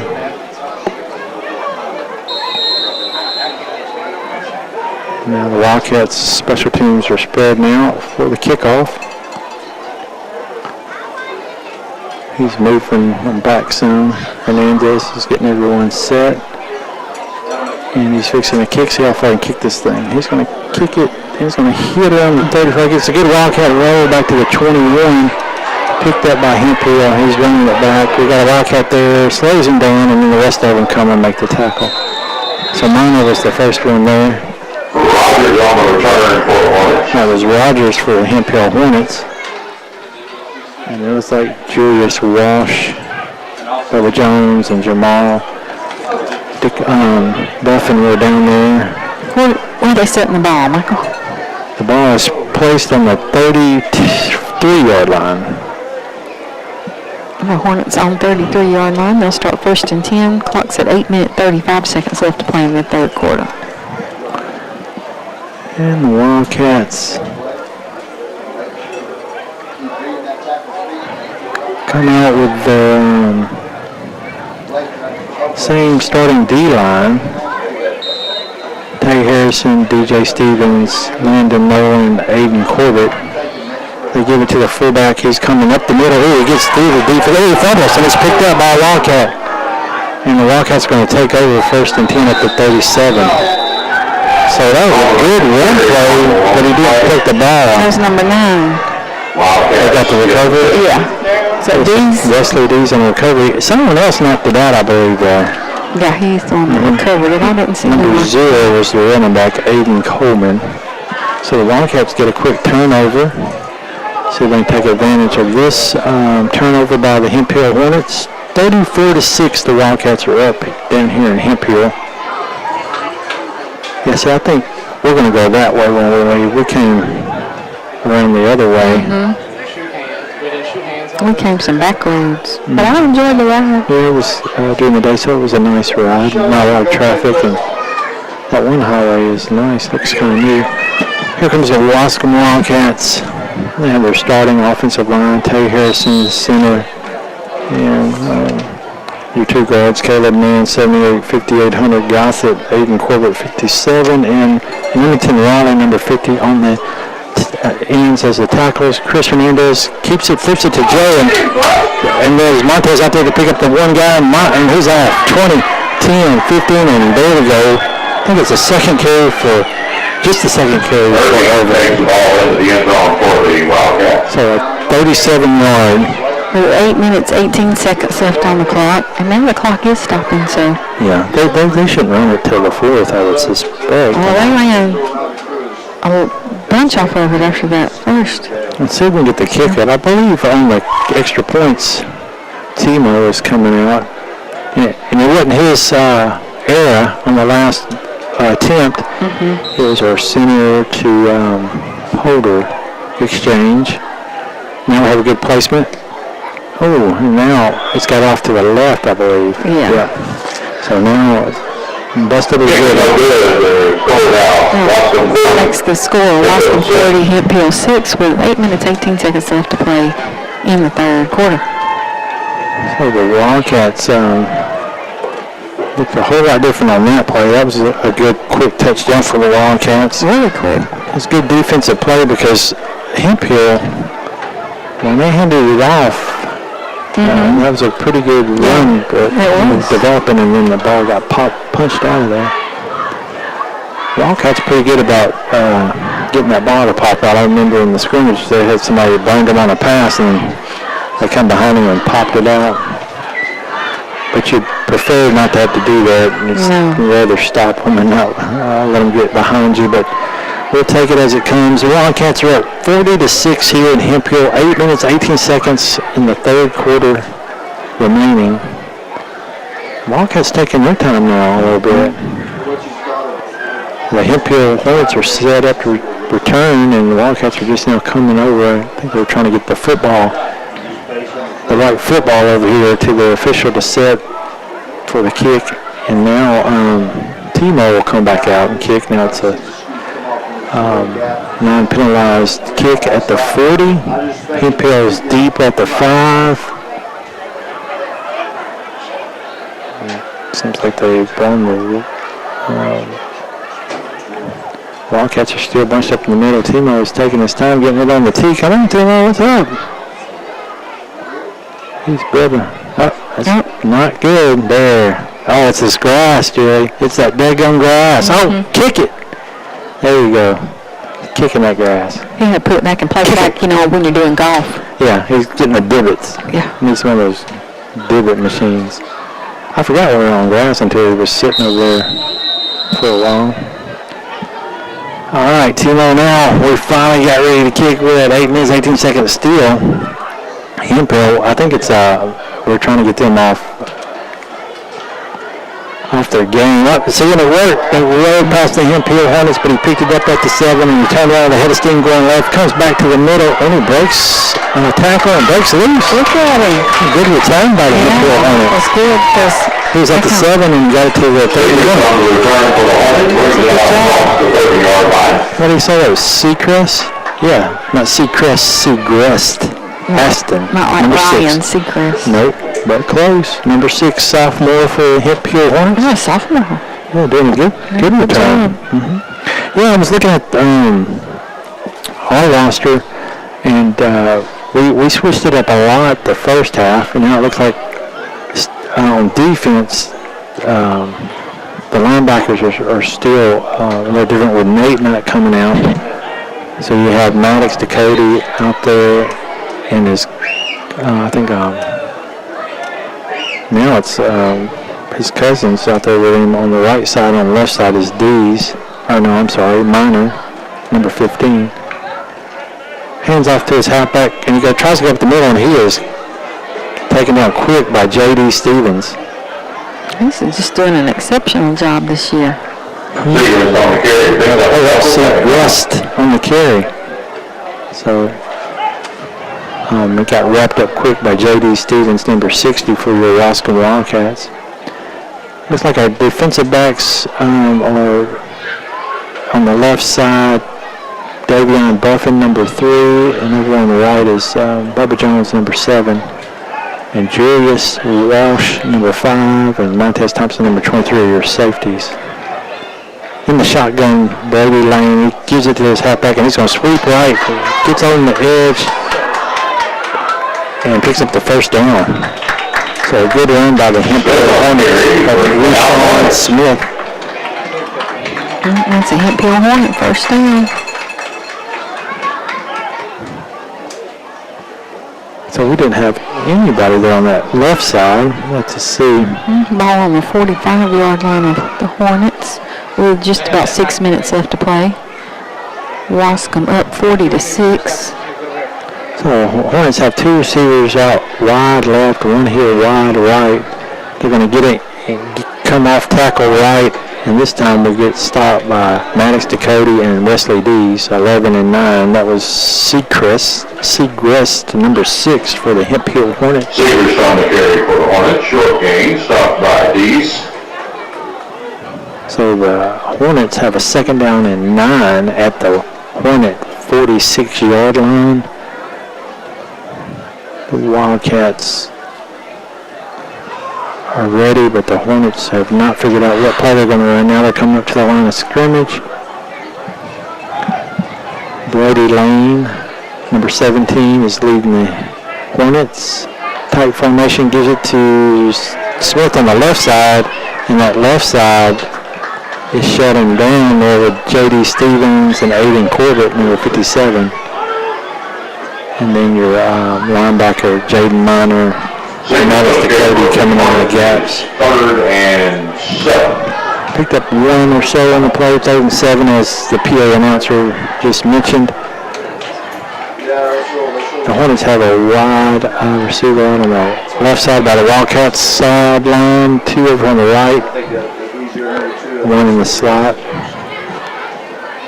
He's got Segrest, his halfback on the right side, and that Rashawn Smith is blocking back on the left. He comes back across right, and they throw a pass. Ooh, and it's broken up. Good play by Montez Thompson, because that was a decent pass. Incomplete. Intended for number 7, Braylon Northern. Montez Thompson knocks it down. Your sophomore DB running back. Now they're going to switch out. Is that a 4th down? It looks like they may be setting up to punt. Want to put the Wildcats deep in their own territory as they scored really quick here on their last possession. What's the score, Julie? 40-6 with 3 minutes 55 seconds left to play in the 3rd quarter. Wildcats are making sure they're going to punt, and he kind of looks like he's not, and they kind of probably should stop punting. I think the referee on the side here, he almost caught the punt. Yeah, he was excited. So he got maybe a 2-yard punt. Wildcats will take over at the 50-yard line. Line judge came up with the ball on the 50-yard line. And actually, they marked it at the 49, so it was a 1-yard punt. Down Wildcats at the 149. So that 1-yard punt puts the Wildcats at the Hornet 49-yard line. 1st and 10, and let's see who comes out for quarterback here with 3 minutes 12 seconds left for your Waskom Wildcats. Thursday night, Hemphill, Texas. Julie's a little hungry.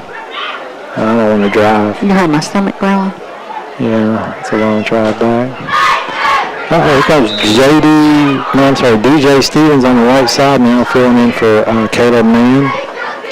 And we got Chris is out now. We got a leaper back in motion. Davion going right. He gives it to the fullback up the middle, and he's going to pick up 3 yards.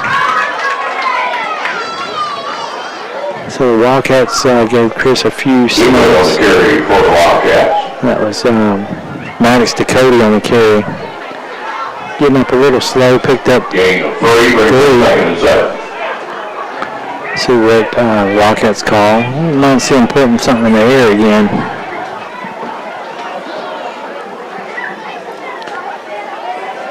Looks like the slots are Davion Buffin and Jaden Minor on that right side. Blake Looper under center. Tight formation, Waskom Wildcats. Motion right, Davion Buffin. And he pitches it to Davion. Good pitch, and Davion gets the first initial gap. He cuts back across the left at the 30. Yeah, hold on to the ball. Passes the 30 and gets to the 26-yard line. So, good run by Buffin. Picked up about 20, but yeah, there goes the first down. That's what Davion also picked up. Got Julius Walsh out here at the receiver on the left side, and number 17, he's out there now. Caden Irving, cousin to Joe Irving, number 10, on the right side. Offensive line is your starters with DJ coming in for Caleb Mann on the right guard. Looper under center, flex bone, motion left. Ooh, double move. The D-back moved, and he shouldn't have. He flinched, and so that'll set us back. False start against the Wildcats, back them up 5 yards. Illegal motion. So the Wildcats get set again. Winding down the 3rd quarter. This is going pretty fast. What time is it? It is 9:40. Ooh, that's late. I thought we would be leaving about 9:45. Yes, wrong. We'll probably be leaving. I bet 4th quarter was faster than this quarter. They don't want to see any more scores. Probably got 2 receivers left. Motion left. Jaden Minor. Ooh, Bible on the snap. And I was wanting to see Jaden there on that run. I was fixing to pitch it to him. Recovered by Darrell in. First down, Hornets. Yeah, they said the Hornets recovered the ball. Yeah, we got to get that worked out. The fumbles on the snap is pretty. Some area scores, some more Thursday night games. Tatum up 41-23 over Dangerfield. Joaquin up over Brookville 35-9. Honeygrove as a final, they beat Marlin 40-7. And Raphael up over London 55-6 in the fourth quarter. That's your area scores that are around our area playing on Thursday night, or just some that we interested in. 12 minutes left in the game, starting of the fourth quarter.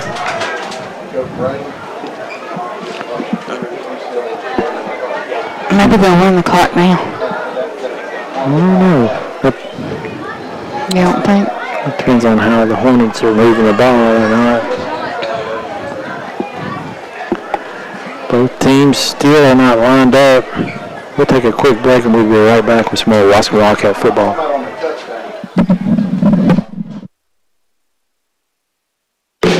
This is Pat Moore, General Manager of Marshall Ford Maverick Chevrolet, and we're beyond excited to support the Waskom Wildcats this year. It sounds so cliche, but our children are the future, and if we can invest in activities for children, then that's only going to make them, better quality candidates when they get into the workforce. It's going to teach them the lessons that athletics, that music, that theater, that fine arts, all these things teach kids that there's a reward for doing your best. There's a reward for putting in hard work.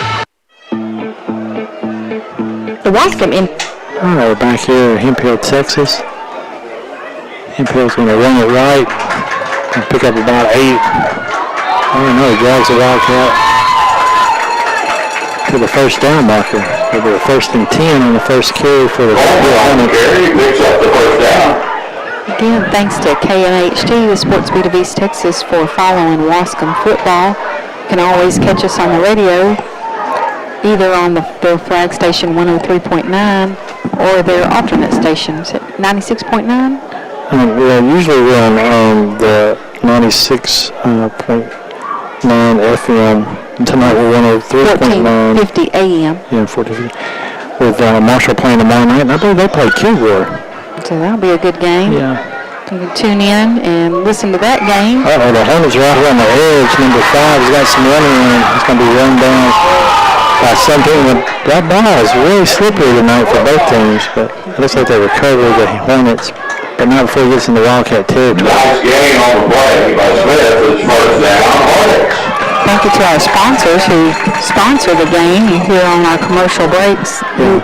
5 Star Builders, East Texas Telephone, Josh Menace, and Waskom, Maverick Chevrolet, Marshall Ford, and Waskom ISD. If you're interested in sponsoring, contact KMHT. We could use a Wildcat touchdown sponsor, Wildcat first down sponsor.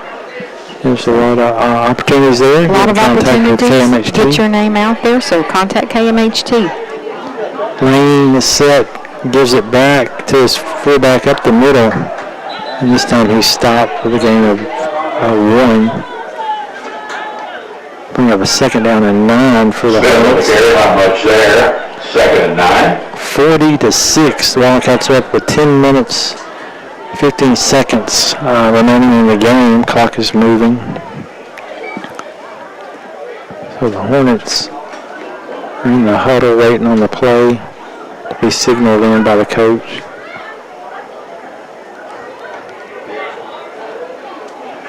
Now they're getting up to the line of scrimmage. Waskom has switched up their secondary a little bit. Lane gives it to 0 going off tackle right, and he's going to be stopped there by Aiden Corbett, number 57, and a host of other Wildcats. Call on the carry again for the Hornets. That was number 0, Aiden Coleman, for the Hornets. 2nd and 7 for the Hornets. Down to 9 minutes, 20 seconds left to play. Waskom up 40-6. So you heard the correction. It's a 3rd and 7 for the Hornets. Ball's at the 35 of the Wildcats. Lane sends 2 receivers right, 1 left, no 2 left and 2 right. Halfback's on his right side.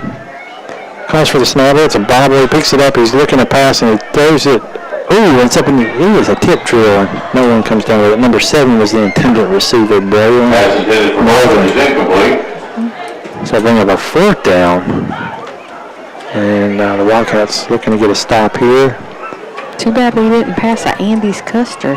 Ooh, that would be good. That would be good. Well, we'll go by Whataburger and get a milkshake. Maybe. I might have to have one. I've been laying off of that ice cream, but maybe tonight's the night to splurge. So Brady Lane leading the Hemphill Hornets. He's got spread offense out. The halfback's on his right side. He calls for the snap. Looking right, looking back left, and he throws it right and overthrows. But still, it's making it for some interesting plays. And the ball goes over on down. First down, Wildcats. And they're still running the clock. So they're not stopping it. That normally would stop the clock, but I believe, like you mentioned, they agreed on getting out of here. Thursday night, we're almost at 10 o'clock. Julie usually don't go to bed till midnight, so we got a few hours to get home. We got 107 miles to drive to get there. We'll be home about midnight, your bedtime. Unless we stop and get that milkshake. I might want to stop and get that. I am off work tomorrow. Yep. I'm going into work tomorrow. Yeah, well, you don't have to go very far. Well, Not tomorrow. I'm still going into work. Wildcats come out. Looper under center. Flex bone formation. Motion right. He gives it to the fullback. And Dees hangs on to it and gets to the 40 to pick up a 4. So that's Jamal Buffin now filling that left slot. And Jaden Minor will be the other slot, number 15. Wildcats have different receivers, slots. Now we're under 7 minutes left to play in the ball game. Your receivers are number 17, Caden Irving, and number 5, Julius Walsh. They're both on the right side. Wildcats up 40-6. Looper under center, motion right, and he pitches it to Jamal Buffin. And Hemphill wants him to come up, and he does, but not before Jamal picks up the first down. First down Wildcats. So Jamal Buffin is junior. His brother Davion, number 3, is a senior, so they're 3 and 4.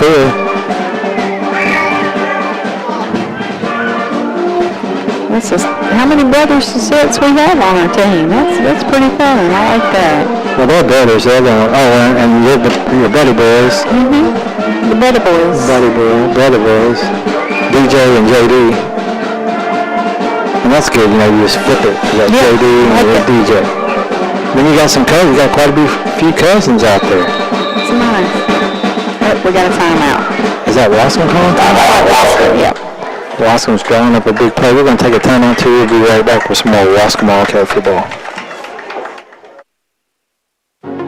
Five Star Builders, the leader in barn construction and barn dominium construction, garage, storage buildings, all for you the way you want them. We have the experience, we have the knowledge, and we have the qualified men to do the job right for you. Check it out. Call 903-407-7627. to get a qualified representative to come speak to you.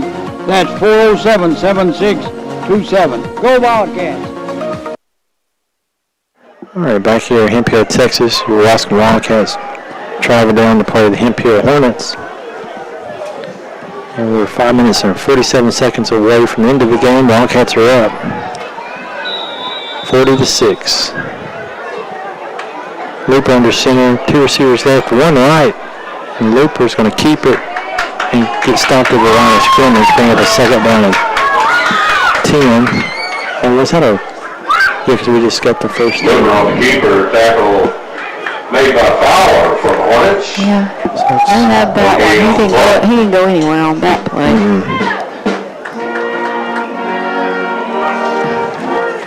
Wildcats looking at the play cards.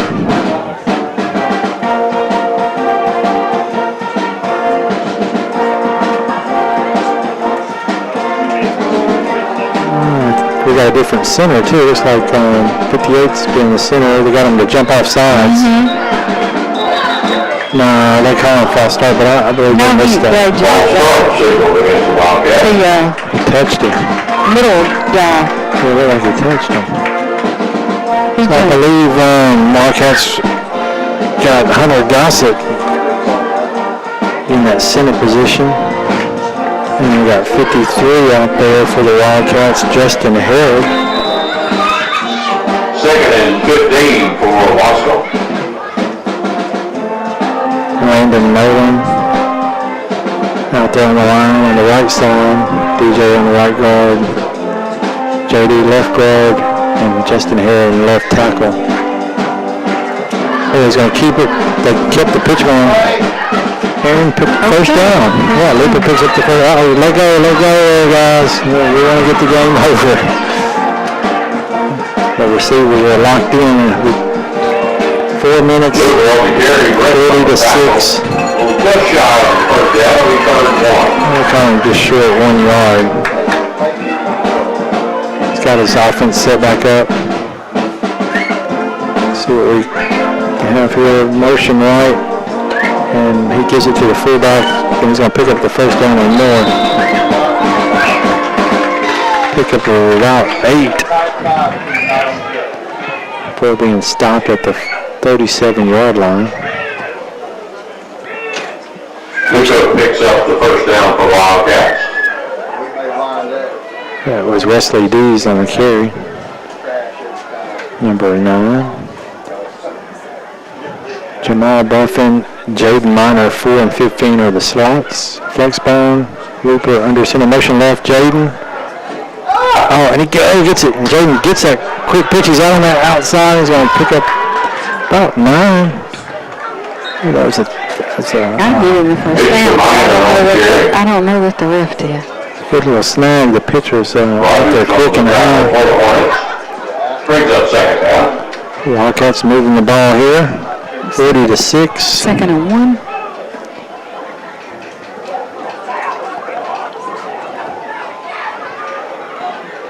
Got 2 minutes, just about 2.5 minutes left to play. He has his team set. Looper under center. Motion right.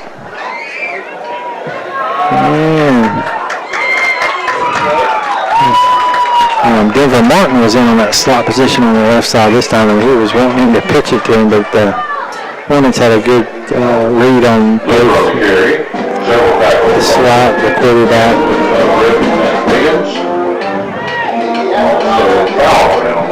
So he's doing a good job holding on to the ball. Yeah, not forcing it.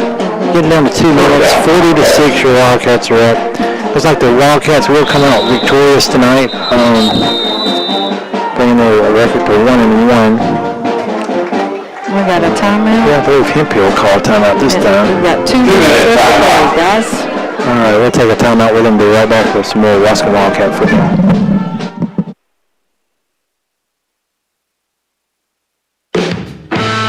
This is Pat Moore, General Manager of Marshall Ford Maverick Chevrolet, and we're beyond excited to support the Waskom Wildcats this year. I love to coach. I've coached. When I see kids that I coached in 5th, 6th, 7-year-old, flag football, basketball, baseball, and you see these kids get into high school and they're playing varsity sports and they're flourishing, and then they graduate, and then, you just see them around town. You see them at Walmart, and they come up, man, they give you a hug, and they tell you what's going on with their lives. That's the real reward.